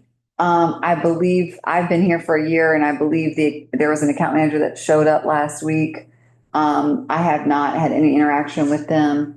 We've been paying a renewal of $1,200-ish a year. Muni Code is in the Civic Plus software. It is one, we have the meetings and agendas software, which helps develop our agendas and gets our stuff out to everyone. This just goes along with in Civic Plus as another module. They will take our code, they already have a copy of it, and kind of get it all put together in their system. A recodification of a code is actually if we're changing titles or chapter numbers. We're not doing that. It's taking all of our code, everything that you've adopted from whatever end date to now. So things that are not in E-code and putting them in a package.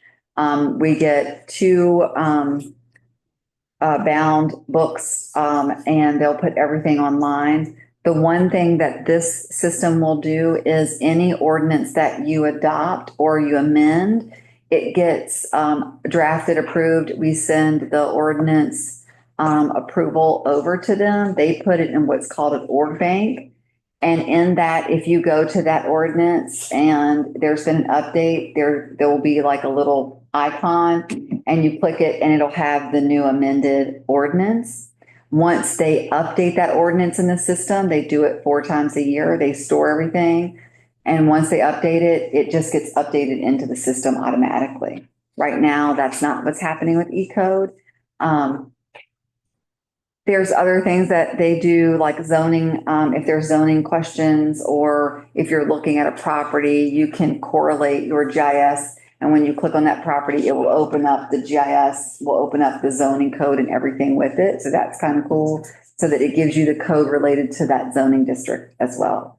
The price of this is about $4,500 on here. That's to start, but annually it's basically the same price as E-code. We're going to have some overlapping. E-code was renewed in October.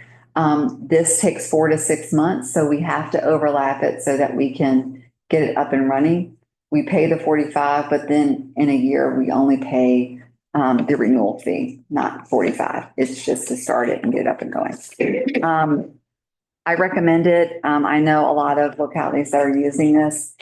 it also combines all of our modules under one software or system. Oh, it does check against our code and what we have. So, but you sent them all of our code stuff to upload. And so they'll constantly, like anything that we send them, they'll check through our code and verify just to make sure, like, if there's overlapping, that everything is saying the same thing and not contradicting itself. Cool. So we won't run into a system like right now with, and correct me if I'm wrong, because I only did a little of this as an employee at the time, but with the code right now, if we pass an ordinance, we send it to them, they charge us, I think it's $1,200 each to add that to our book of code, but they don't check it. So we could say, we could have an ordinance that we did last year that says everybody has to wear a green sweater to town council. And then tonight we say everybody has to wear burgundy. Well, those two conflict with one another. This system will tell us, it'll send a red flag that says, wait a minute, you're making a law that's in direct conflict of the law you already have. Our current system doesn't do that. And they charge us per ordinance that we send them, whereas this doesn't. Yeah, that's what I was gonna ask. Does This is just an annual, if you're looking I at thought it. we were paying, each month we're paying $1,200, or for the year, for the program, we're paying $1,200. I'm very confused. It's the year, right? It's annual. E-code is the So- year, yeah. E-code is that, I'm talking about the system we're using right now. E-code, that's E-code. Oh, Yeah. I'm sorry, general code, yes, that, okay, we're paying that right now. okay, and then, And they're not offering up what we're gonna be able to get with them. okay, Right. so the Mural code is what we're talking. Yes. Is what, yeah, we're talking about changing to. So it has the checks and balances in place so that we know we're not making laws that conflict with one another. I couldn't tell you the last time the town code itself, and Nicole, I think you told me it was 2007. Yep. Was the last time that our total code has been reviewed. I thought they were doing that. There was a code updates before Pam even left. We weren't, or we were? So we were, as an employee of the town, I went and dug back through the code back to, I think it was 2004, and found ordinances and resolutions that had not been recorded with E-code. And we have a book of them. So What was that book that we got? that's everything. That's all, that's everything. Everything. That's almost confusing to. It's hard. It's hard to use. It's hard to follow. Right, because I looked at, I was looking for some things. Yep. That was going through my mind and. Don't laugh. It is hard to follow. Even I, and I've sat through lessons on how to read these things, and I still get lost with them because it's not making sense, some of it, but then some of it does contradict itself. Yeah. I mean, some of it. Yeah, I was looking back, wait a minute, I don't understand this, then I look somewhere else and I go. Right, and some of the rules that are currently in our code give the mayor way more power than the mayor has, but they haven't been taken out of our code. So we need to have all this stuff looked at. We need to have a process in place. Again, I said this earlier tonight, being proactive versus reactive. Why wait until we find the flaw to address the flaw? Let's just go and get the whole thing looked at, processed properly, put into a system that's going to have that checks and balances available to it. And yes, we're going to have to put out, what is it, the 20 or the 4,500? It's 4,576, and then annually it's 2,495. So Right. that is more than what we're paying annually now. But we're getting more. But you're getting more. So we're getting that ability to double check the checks and balances comes with Unicode. Does not come with E-code. So who would do, it? Stephanie would be the responsible party to And put the put the information. codes in or. No, I sent it already to, it's okay. so we don't put codes in. Oh, they, They do it. So They you, do. there is an option for staff to manually do that. I don't think that's something that we should be doing. I think that we send our resolution, our ordinance that you adopt to them. They put it in the system and they hold it in a bank online. So if you do go to that ordinance that's been amended, if you click on it, it will show you that document and what the updated so ordinance. you're gonna send them that little book we got They have it. They have it. and they go through it and try to figure out what the heck is going on. I don't think you could have put that in clearer. Can I add a few things? It's a little bit more expensive than what we currently have, but what we currently have is not serving us, so part of why we've gotten into the issue that we're in currently. Right. And implementing this as a way for us to make meaningful change in people's ability to access the code, which is one of the primary goals of this council and a huge part of our 5-year plan. Stephanie wants. Oh, no, there's a few other features that I feel like we didn't touch on, like, so how Nicole was saying it would hold our ordinances, it would hold any other town that holds this, we would be able to get on there and pull from them and use them as an example. Oh, I see. Yeah, Yes, so like we could look, if there's an ordinance that we're looking into, like amending, we could see what their language says so that we could probably. So we can pull a golf cart. Sorry. So we're not the only one in town that owns a golf cart. Every fireman has a golf cart. And I want to add, and I don't know, because I haven't done it in E-code, but All good in the park. the way they were explaining it is, okay, like we have a code on animals, but we could just type in dog and it would pull up related. So it would pull up animals, cats, like other things related to those words would pull in the code, those code sections too.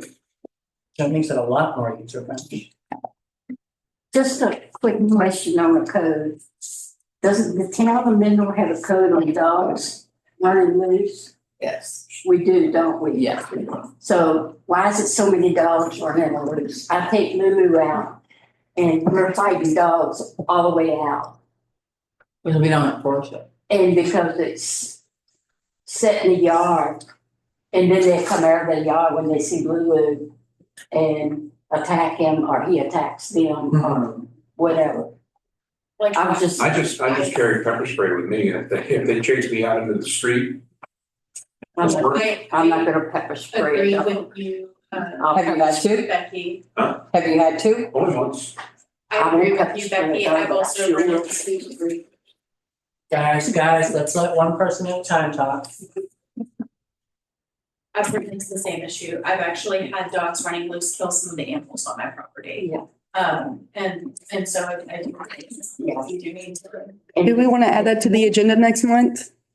What do you guys think, adding that to the agenda for next month? Let's start to take an action plan for, I don't know what you want to call it. Well, it's animal control. And so we would have to work with Louisa to see if they're I ever need to do going to, maybe come to the town and do, once a month, come down and look. I don't know how they Yeah, operate, but it's just like the The sheriff. county just did something about roaming dogs. Yeah. Because there's so many that Okay. are getting loose.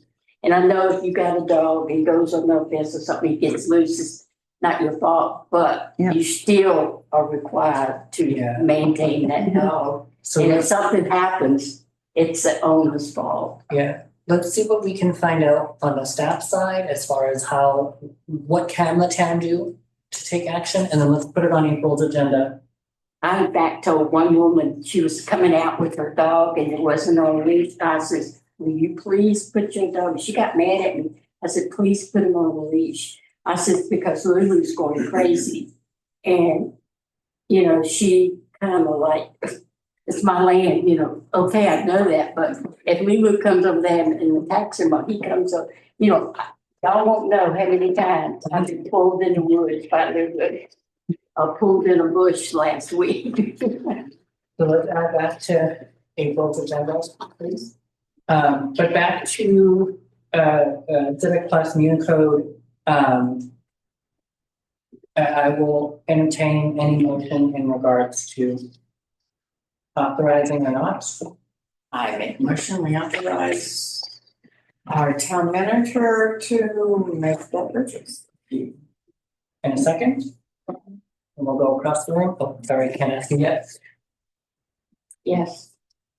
Yes. Awesome. So we'll go ahead and look for an update next month and see kind of where the progression is and what you all need help with during this transition. Let's not do the same as we did with our accounting software in 3 years. All right, Little League sponsorships. I sent an email out about a few weeks ago now and asked council what their thoughts were on sponsoring a team for the Little League. I got a resounding yes, let's do it. So we just need to take a formal vote so that the town manager can make the actual expenditure. What I'm hoping to do with the Little League is we would actually, it's a $550 donation for the season. We would get our logo on the back of a jersey. We would get signs at the 2 current fields, and I think they're putting it in. No, I think the signs are going to go to the new ones. That's where I understood it, but I may be wrong. Okay, so But that should be operational this season. Yeah. But they're going to still use Louisa Mineral. Right. So we'll get a commemorative plaque and a whole bunch of other stuff. I'm sorry, I cut you off. Go ahead. I make the motion that we make a $500 donation to the league. Only to sponsor one. And I second it. All right, we have a motion and a second, Mr. Henry. Yeah. Yes. Yes. Yes. Awesome, it is unanimous, so we ask the town council to go ahead and make that donation to city's account. And I think you have a second copy of the logo for the town. All right, moving right along, I promise, treasurer's report and accounts paid. We've heard wonderful things about the treasurer's report. Were there any specific questions from town council? I know she has been sitting in the audience patiently all evening.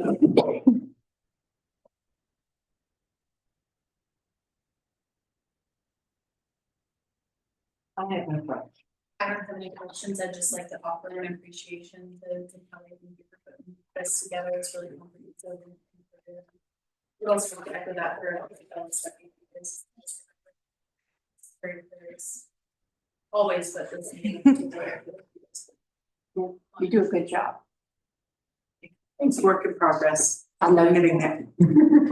Yeah. Well, we know it's a lot. Right, yeah. We appreciate the mountain. So if there are no questions, then we'll move right on. The enemy reports. The report is pretty self-explanatory. Yep, and she made a note in here just that we had a lot of closings and delays, so the revenues were down.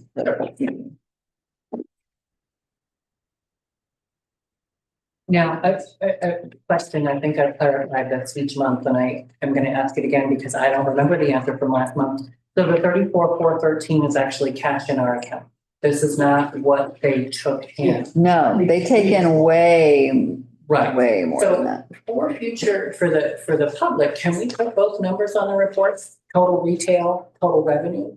Can we add that? Yeah, I can do that. That's how it used to be. It was, and there was some confusion. We just want to make sure that people understand that the actual revenue that the DMV takes in is not our revenue. That is Right. state revenue. We get a percentage of that. Right. Okay. So we could call it retail, what they take in retail and what our income cash in our account is Okay. to be.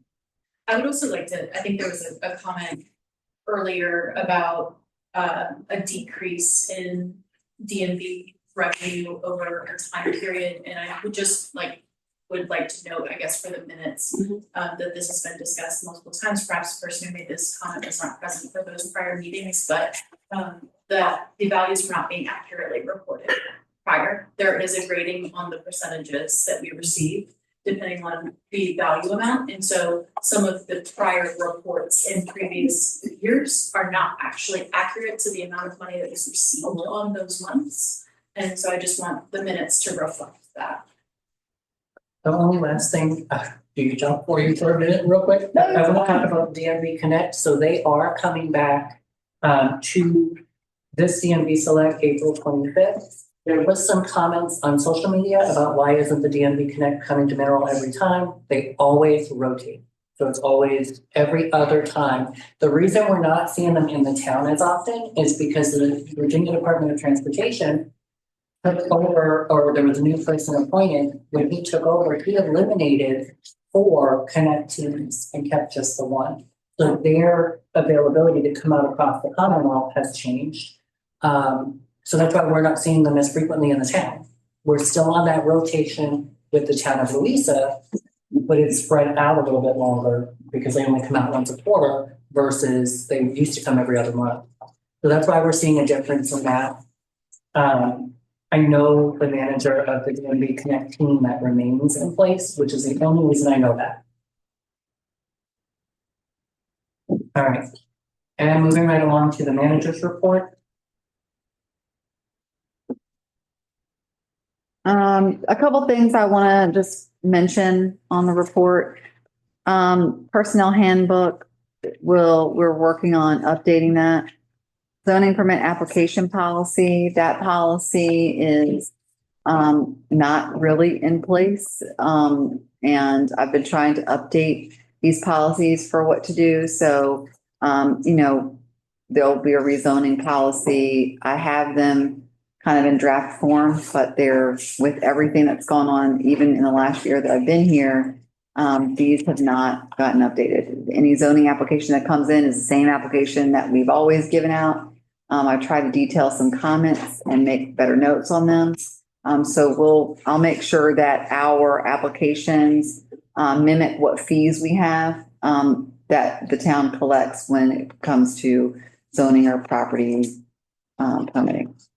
The fee schedule. So in our budget season, we will look at our fees that we have for the town. I'm going to look at specific fees for applications, whether it's rezoning, zoning, variances, et cetera. I'm going to look at other towns to kind of get their market value and try to see where we line up with them, and probably add some new fees on here because there are applications that are coming in that we can only charge them a zoning fee right now because that's all we have to fill out application and that's what they need to fill out. We're finalizing the FY22 audit. I know I keep saying that, but we send the auditor stuff. He sends us back more questions. Right now, he's received every documentation that we could possibly give him.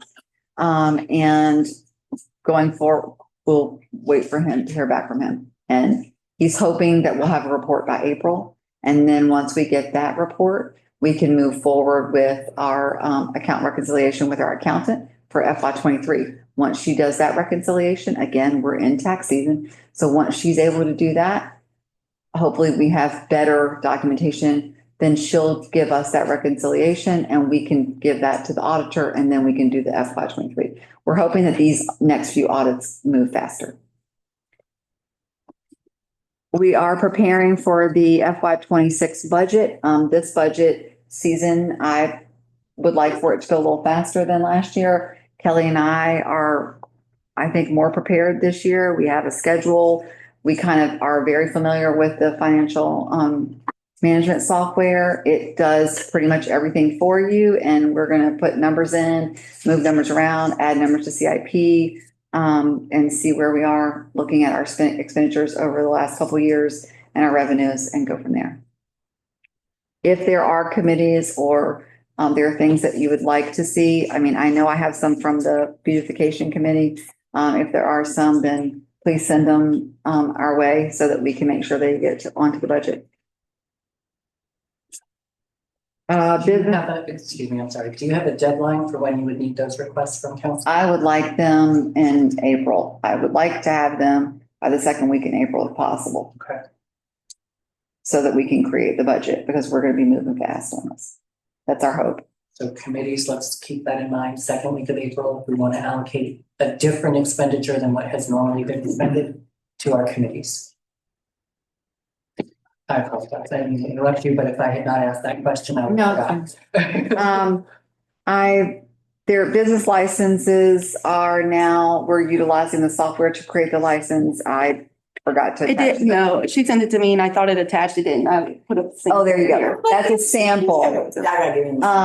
So we've ordered card stock just to make it look a little more official. I've been hand delivering the business license to the businesses that I can that are in the town of Mineral and introducing myself to them. I met the lady at the hair place, right beside us. Hair graphics. And she has requested, I just want to make it known that when we have parades that are happening, that if we would let them know in advance. I know we've been posting them different places, but it would be helpful for the businesses if we could notify them. So my plan is to create flyers to hand to them when there are parades coming. I know we posted on the sign, social media, et cetera, but the businesses need to know because they don't want to get stuck in traffic. So she brought that to my attention when I dropped that off. I'm bringing it to you all to let you know that going forward, when we have a parade, we'll notify the businesses. How much are the subsidy licenses? Depends on your gross receipts. Minimum $25. Minimum, yeah. This is also a module in our financial software. Yes. So we can now track via our software starting this year, what gross receipts are for each business. That's cool. It's like we're getting to the official. Yeah. Park update. So I met with Griffin with Harper Electric to review the electric at Whitlock Family Park. We had discussed and talked about like tree lights around the park. The council has been constantly talking about Gordonsville and just the look and feel and everything around that. I think the way for us to get there is we're trying to do some stuff on Main Street and Mineral Avenue. But we have this park that we're trying to utilize at the same time. And so adding some, lights around the tree or just we're adding signs in the park that state Whitlock Family Park. I think there's going to be an event that takes place for that at each corner. And we're going to put spotlights on the sign and having the tree wrapped with lights and then showing some of the same attention to the other side of the street once everything gets renovated and moved out for the old school property and just kind of bringing that area to life again. So I met with him because it's electric and, it's possible that we want to utilize the building. So we were talking about where to put the electric box and where to install it and how we're going to do this, et cetera. So the idea is to have electric outlets at the trees. They would be safe and secure, not available for everyone to use. They would be locked. That would help us light the tree lights up. And then if for some reason that at the farmer's market, or if there is an event that takes place in the park, like, a First Fridays event or music in the park or whatever we want to do, then there's electric outlets for, maybe a food truck or whoever is going to be there if they need electric. But that's just to bring some more life there. So I did get his quote for everything that we wanted. Oh, these are also motion lights. So dusk to dawn, we don't have to do anything with them. They cut off and then cut back on. Okay. Yeah. It is, I have it here. It's sorry. It was in my hand.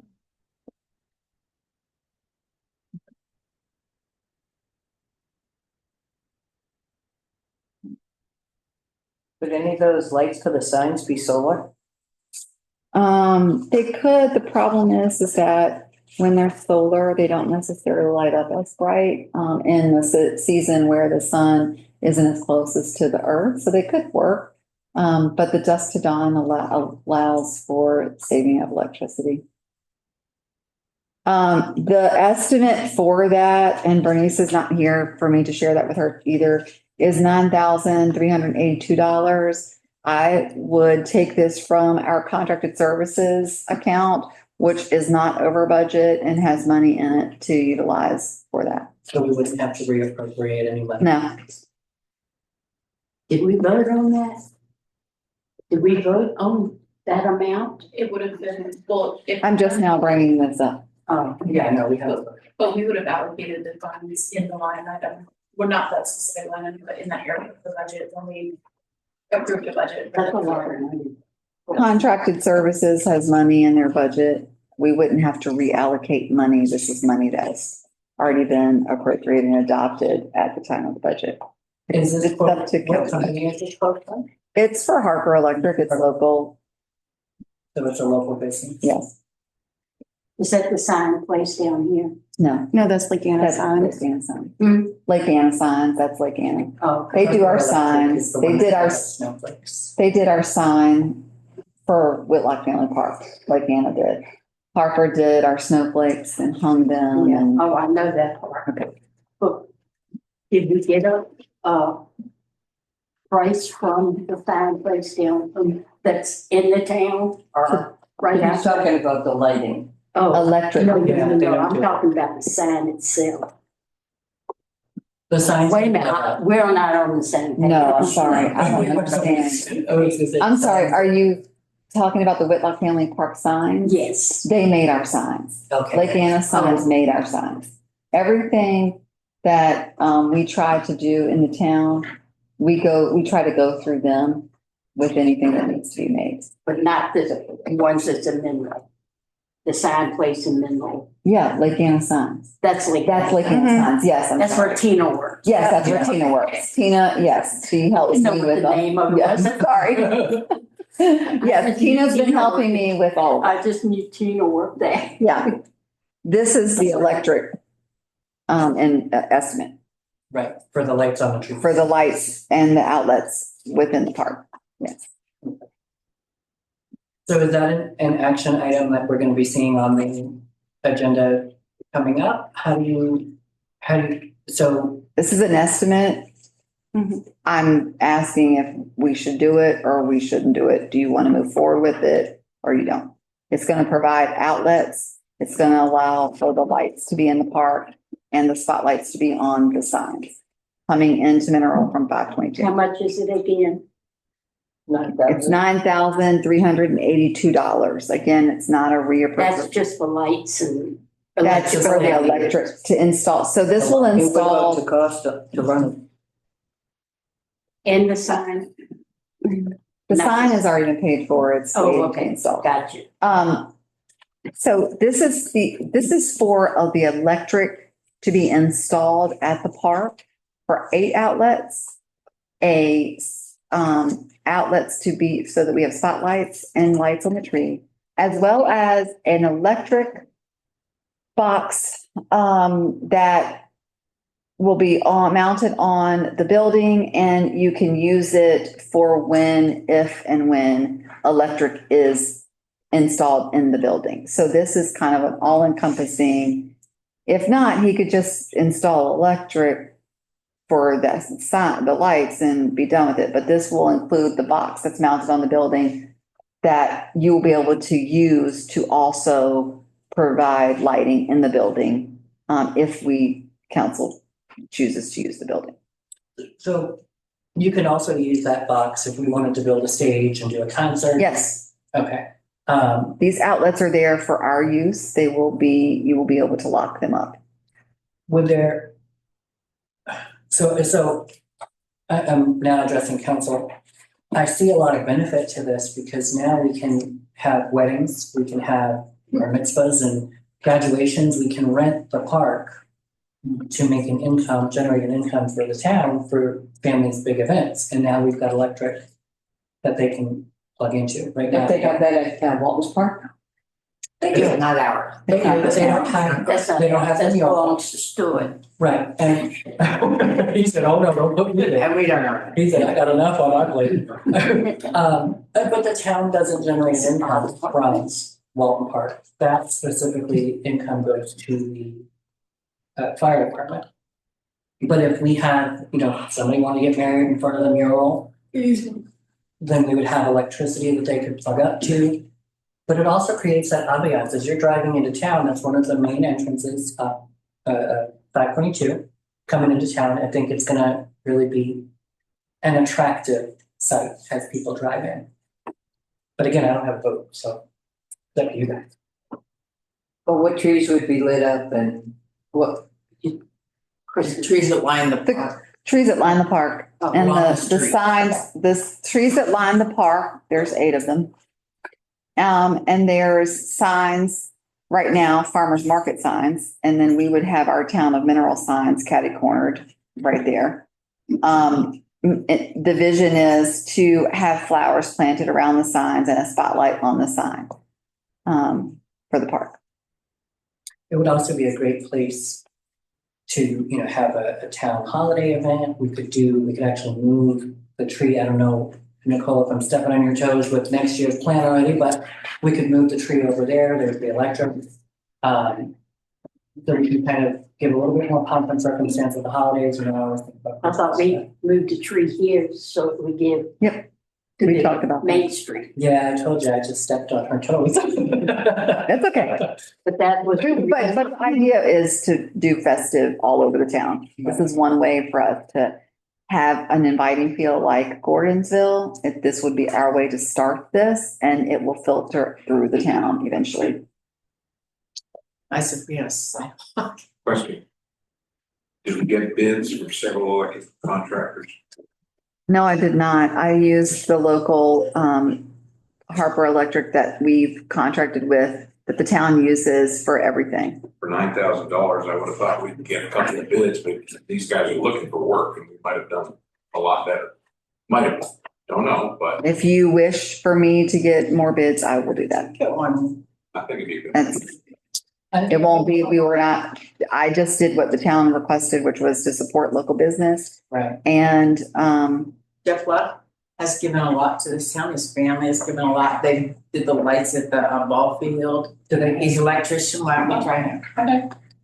And they donated the lights at the field. I'm sorry. Jeff Luck.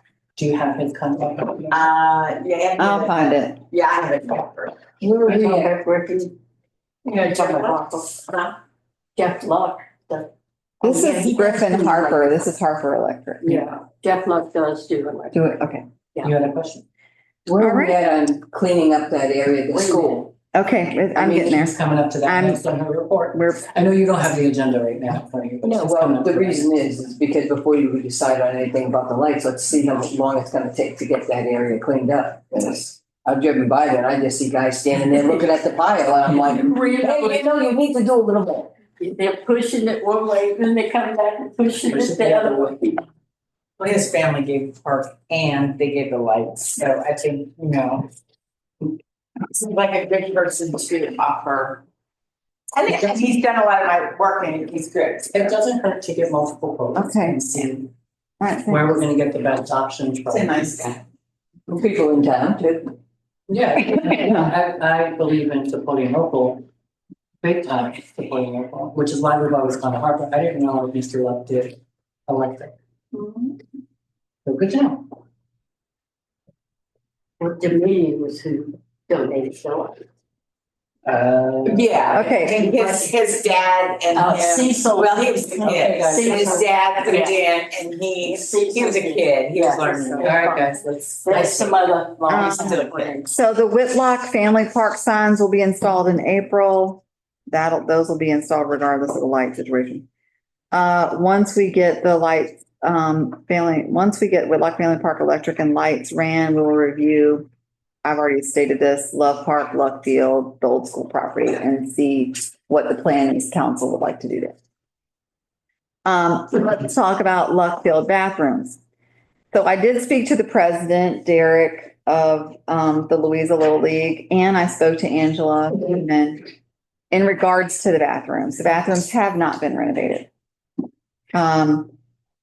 So I've been asking for a key because the idea was to have the bathrooms open during the day, especially during the spring and summer, as families are out and about at the park, that little kids can wash their hands and so on and so forth. And the staff, Hank and I will work out a schedule to open and close bathrooms. We do have to check out, what the cleaning look like. I do want to get an estimate. And I'll do this with the electric guy on installing dryers versus paper towels because apparently paper towels get shoved down the toilet and now we have a problem. So, but they have not been renovated. Nothing has been done to them. The men's bathroom, I believe, is the one that is disgusting and nasty and possibly has a water leak. Hank turned the water on at the field and I informed Derek that there was Hank found a water leak. We don't know where it's coming from. We can't get in the bathroom. We have no idea. So he turned it off. The women's bathroom is the handicap, ADA accessible bathroom. They try to let people use that one, but again, they haven't been renovated. So trying to work out some type of, I don't know, way to be able to come together and help utilize the bathrooms. The town would be using them a little bit more. Baseball only use them during baseball season.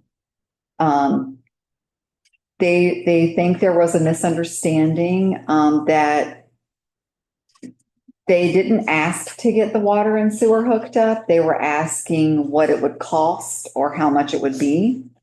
But we hooked up the water and sewer. That's just what I was told.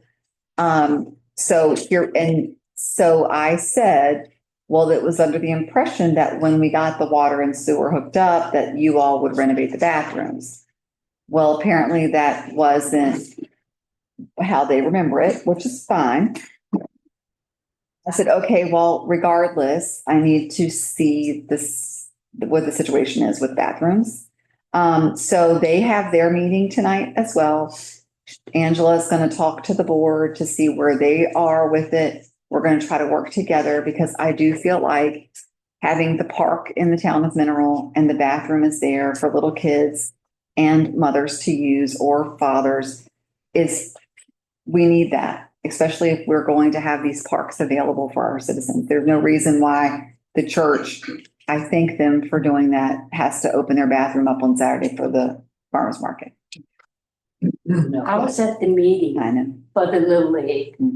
I was asked by one of the committee, one of the members, and I'm not going to name who. I know, I remember. And no, this was back before you got. I know, I remember you telling me the story. Anyway, they asked us if we could hook the sewer, get the hook sewer because they had done the sewer a different route. Oh, yeah, they talked to Louisa County, talked about going to the pump station. And they asked if we would do it. I came to, and we got it approved because Hank said that he could do that at the same time to hook up for whenever the townhomes would be placed by Tory. Yeah. So it was at a meeting that I went to. I know. And I remember that conversation because I believe it was you and Bernice that were at the meeting, I think. I'm not gonna say yes. Okay. So I remember the conversation. I remember you telling me that. So that's why I did say that there was a conversation, but they don't remember it that way. It is. I'm not gonna name the I know. person, but I know exactly who told me, asked me would we do it. So they have not renovated the bathrooms. They don't want to use the bathrooms. And the reason why they don't want to use bathrooms is because of vandalism. So I told her that if we had keys to the bathroom would be open at dawn or working hours and closed at night at dusk, whether it's Hank or myself. We will lock it. If they are having practice or a game, then they will have to unlock it with their key. But we will make sure that it's locked by town staff regardless. And so if they want to unlock it, now if they leave it unlocked, that's on them. Maybe we sign a clipboard or we somehow send an email saying that it's been locked. I don't know, but we'll have some type of check-in, check-out situation going on. But I'll have to see what they say. I don't like the fact that I feel like they have all the control, but I feel like this is a very 50-50 situation because it is our land and our parks. And we want to help with the bathroom situation. So I don't know. I'll find out maybe tomorrow or sometime this week. At this new facility, they are putting in a great deal of contribution, and a lot of work, and they'll be doing their trash and cleaning, so it's, I think just old habits have developed here, you know, that maybe we could come up with some good ones. Who's gonna renovate the bathroom? I don't know. I mean, at first I need to see the bathroom. And maybe we'll do a community event where people volunteer and chip in. That's what I was thinking about. Right, well, they were vandalized and misused and That's what I everything heard. when, I mean, I think they were in pretty poor shape. That's what I heard. Next, oh, I'm sorry, this is taking forever, but next is the garage door was installed on the building. I think it gives the whole building a different look. We don't have boards sitting up there holding up a lawnmower. Chuck, thank you for doing that. Shout out to Bernice for also. Welcome. The road development conversation is going into closed session. The old school property, I did speak to Mr. Morgan. He and, I forgot the guy's name, have been clearing off the property. He had gotten 2 roll-offs over there. He has used the town truck twice, not a lot. He hasn't put a lot on there. And we extended it. I extended it because that was in the contract that we would extend it if weather permitted, and weather did happen. He was not able to work during the snow. So we extended it to the end of the month. He's hoping, and he's almost for sure that it'll be done before that, but that is the close of the deal. That is it. He knows that. So that's where we are with that. What's the consequences if he doesn't? We just take it over, and if we have to take money from the money that we have to clear it off, then that's what we'll He's do. got Reno, well, Reno, that's what it is. up there. Reno offered. He came in and offered. Yeah, which that is, has a good heart. Yeah. He was my ex-brother-in-law. Oh. Anyway, he worked darn, but no, I'm sorry I said that. Forgive me, because I love you dearly. Anyway, I've been going by there and they're like pushing this way, and they're pushing this way. I know. It's not like they're, because I had to laugh when I saw Reno up. I said, no, he's old. I know, but so he knows, and I talked to him, and we're at a. And he's a good guy, don't get me wrong, he's an excellent guy. I just wanted to clarify something you just said. So if we get to the end of March and it is not done, then we pay to have it done and subtract that total amount from the remainder of. That the is, contract. I'm gonna look through the contract. I don't know if Rob has looked through the contract, but it is, I do not believe that we put the bill for that. Right. I will look at the contract, though. I haven't looked at the contract in a while. But he was just gonna remove the trash, he wasn't going up under there for the oil things no. or whatever I might don't be know what's under under there. there. Just trying to clear off the property, get his stuff. Water, we submitted water grant for revitalization of the well. We have another grant that we're going to submit. I'm waiting to hear back from Jared at VDH on the first grant, just to see if there's something I need to change on the grant application, but that's all done.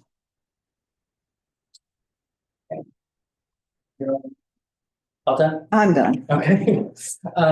Any committees have a specific report that has an. The only thing is cemetery, Lewis, I talked to Lewis today, and he was asking for a comprehensive plan for the cemetery. Did we have one? I don't think we do. We should. It's not specific to the cemetery, but I think we have.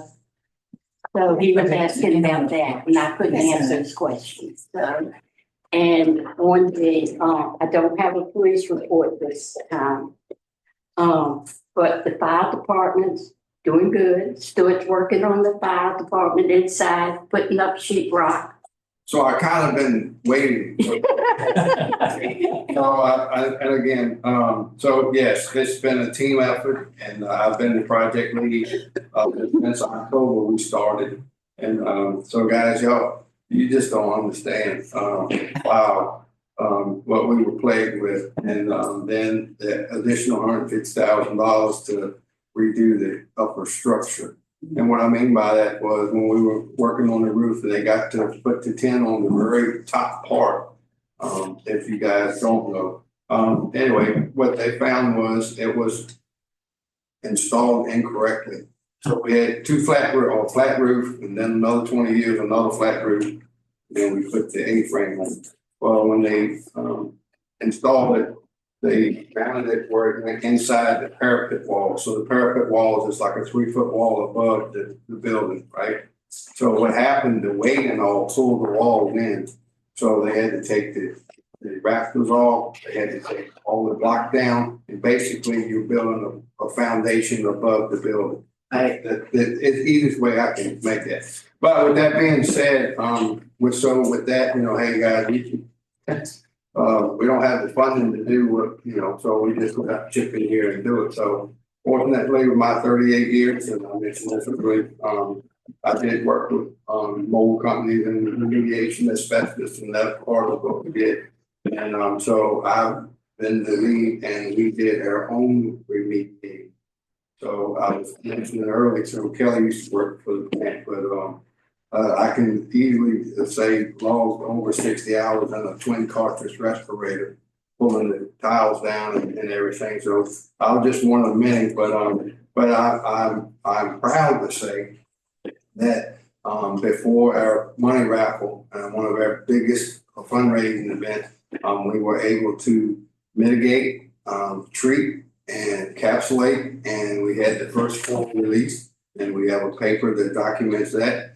And we're also proud to say that we just got word from the air samples that were taken that the second floor is now released. So we're heading in the right direction. And then part of that, we've been built back. And one of the things that the building inspector required is when we took down the upper ceiling, so there was one and then a false ceiling, we had to go back with 5/8 inch sheetrock for a fire barrier in the occupied area. So basically we hung sheetrock and we had to cover the whole bottom. So the guys, we had work detail, the guys chipped in and had sheetrock hanging party and all that stuff. And so that's been done. And so we do have asbestos. And that is from some of the old tiles that were originally put in the 50s. And basically what that is, it's most of it is glue related, but you can't scrape the glue off the top. So we are working with a couple of vendors, and yes, we can cover it, but that doesn't make it go away. So we want to do the right thing moving forward. So my goal is to have 3 plaques. So the first one is the first floor, mold's gone, second floor, the mold's gone, and the third plaque would be the asbestos has all been removed. So we're working diligently on that. And anyway, so we're moving in the right direction with a lot of work. I'm just one of many, but we sure been trying to get it back to where we can. We appreciate everything that you guys do. And this is all volunteer. And we heard of a fabulous fundraiser, the pancake. I mean, I wasn't able to be there, but my family went and they had the best time. They came back and told me about that. They even had eggs. I know the bacon, the eggs, the unlimited pancakes. Oh, they had the best. Yeah, so we are a co-sponsor because basically the facility and all, and the outdoor kitchen, we're able to use that. So it worked out. It was very positive. I think they raised $4,600. That's what I heard. For the individual. So that was awesome and a good time. And, yeah, they were loved, but we did it. But anyway. So. Yeah, and that was for the farm they had gotten. But I don't want to keep y'all, but I do, before I go, I do want to thank y'all for your time and tonight. And again, appreciate you working with me, and I will make sure that y'all are informed. And so we got a plan going forward. Thank you. Thank you. So we're gonna move quickly through the remainder of the agenda. Are there any other committee chairs that want to make a report this evening? I'm gonna save mine till next month. I've covered most of it. Okay. I do have those books in your office to hand out to council. Can I go grab them out of your office? Yeah, you can. So my report is simply, I had some books printed for you guys that are the VML guidelines for council and elected officials. Four.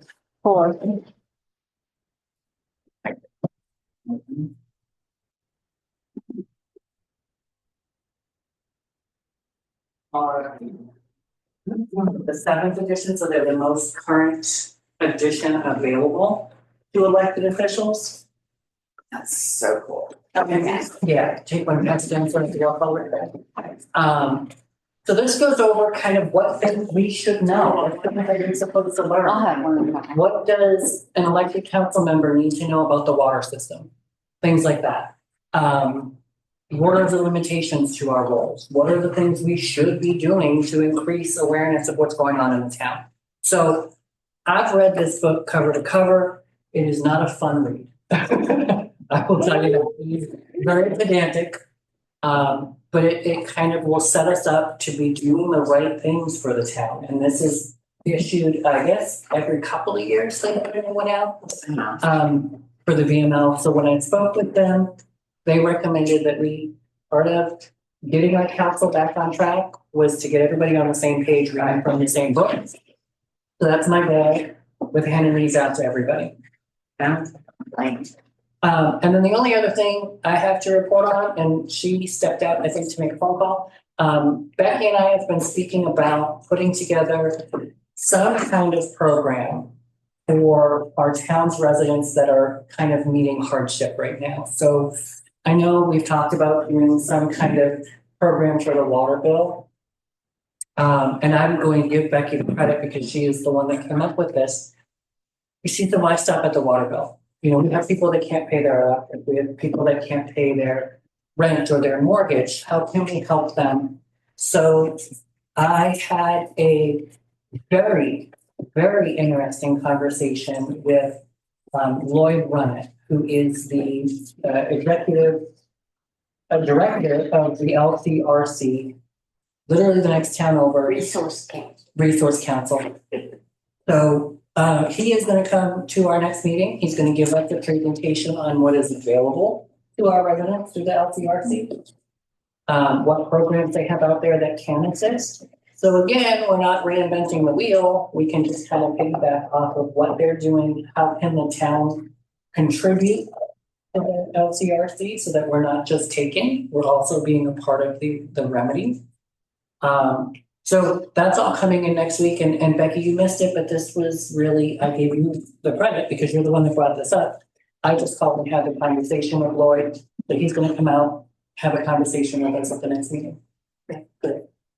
Did you contact Vicky Hart about what Louisa does? So Lloyd said he can shed some light on that too. Oh, okay. So he said, don't get lost in the weeds. He said, I got you. So I'm going to trust him. Typical Lord Runner. So any other comments before we go into closed session? I have. What we're going into closed session about,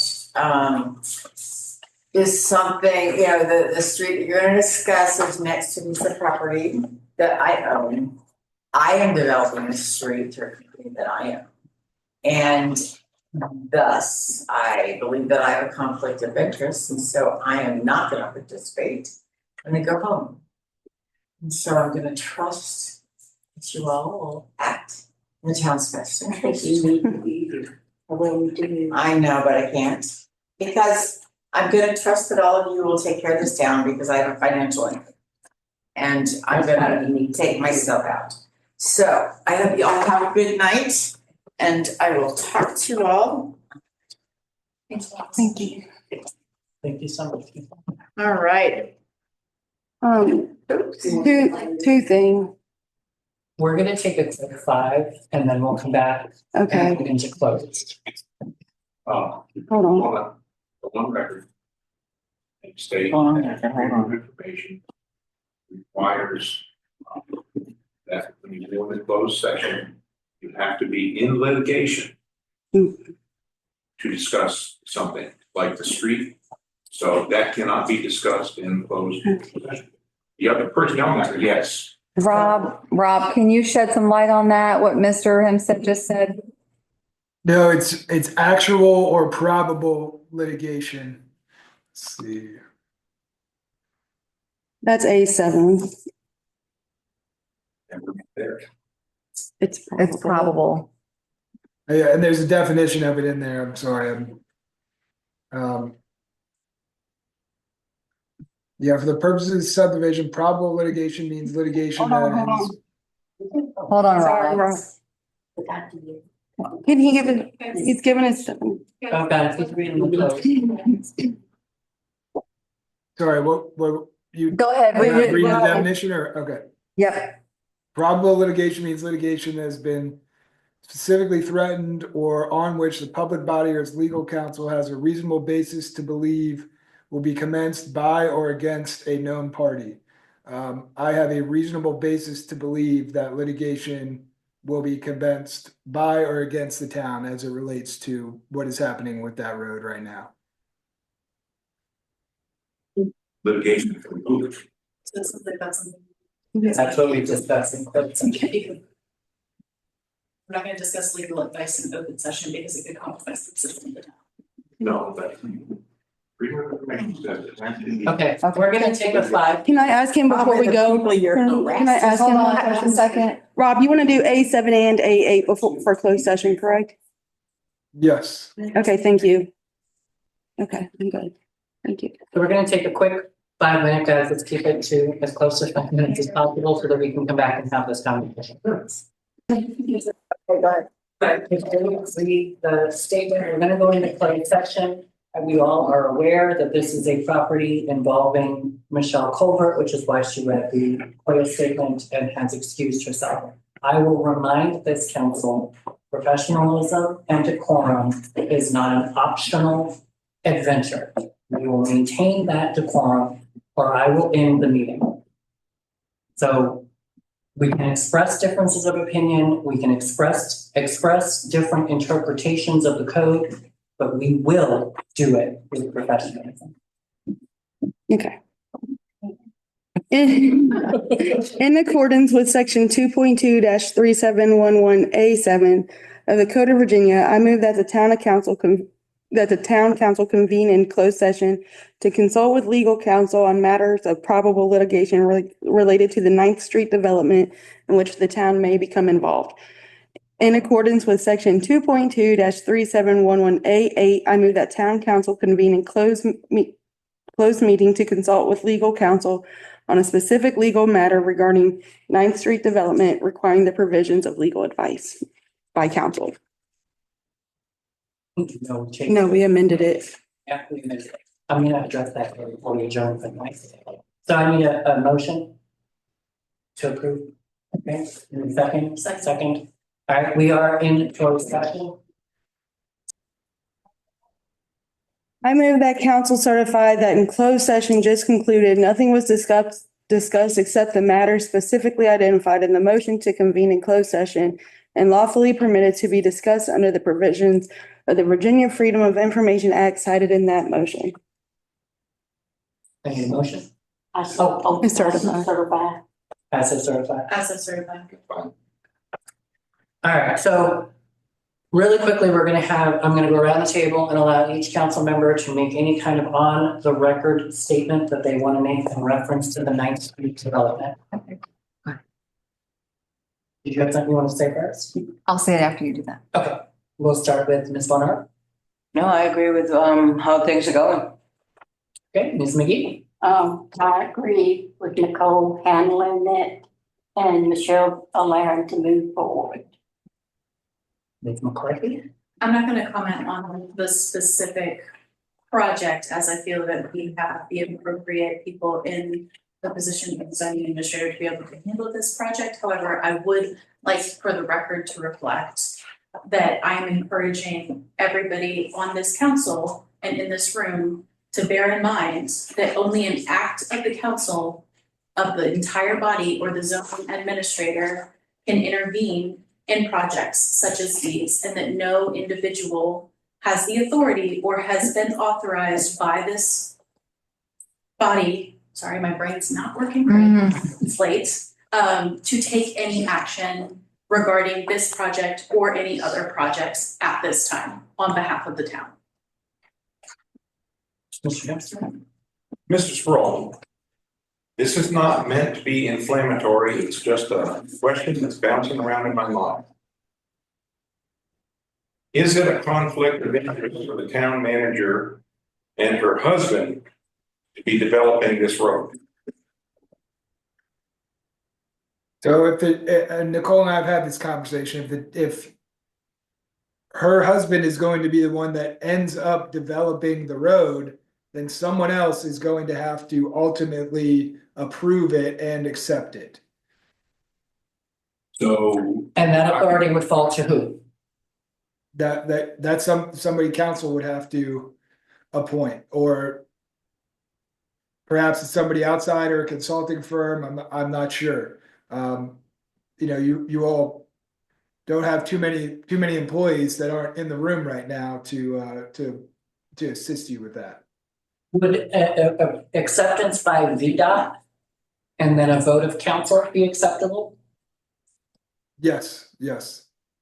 So once we are at that point that we are not at currently of accepting this, it would need to be either we are appointing somebody to make that decision, or it would be a For a decision vote of of council. Is that your understanding, Mr. Stoll? Yes. Okay, thank you. No, and nobody on council or as employee of the town can make any decisions where themselves or an immediate family member would receive a financial benefit or be paid for anything like that. So that's just a good reminder for everybody. And Nicole brought that up with me and we had the conversation. So if that ends up being the case, then we'll be back before council looking for some guidance there.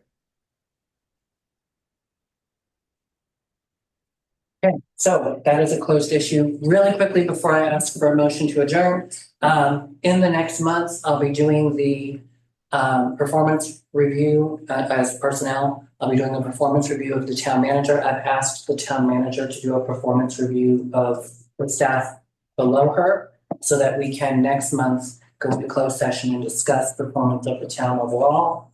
This is not you're doing this wrong. This is how can the council and the staff work together to be better? That's my goal with performance reviews. Our town charter says it should be done in her first 6 months. We've been dealing with so much, we haven't gotten to that point. So I'll have that for council for next month. And I just want to go on record, I said this in, well, yeah, I feel comfortable doing that. I would like to say thank you to Mr. Sproul, Ms. Washington, and I don't know. Dorman. Thank you. So sorry for sticking it out this late in this meeting, and I hope that you guys are able to flex some time or take some time tomorrow for yourselves. Given the fact that we've held you so late, appreciate you guys' professionalism and to stick it out in the best interest of the town. So I just want that to be reflected.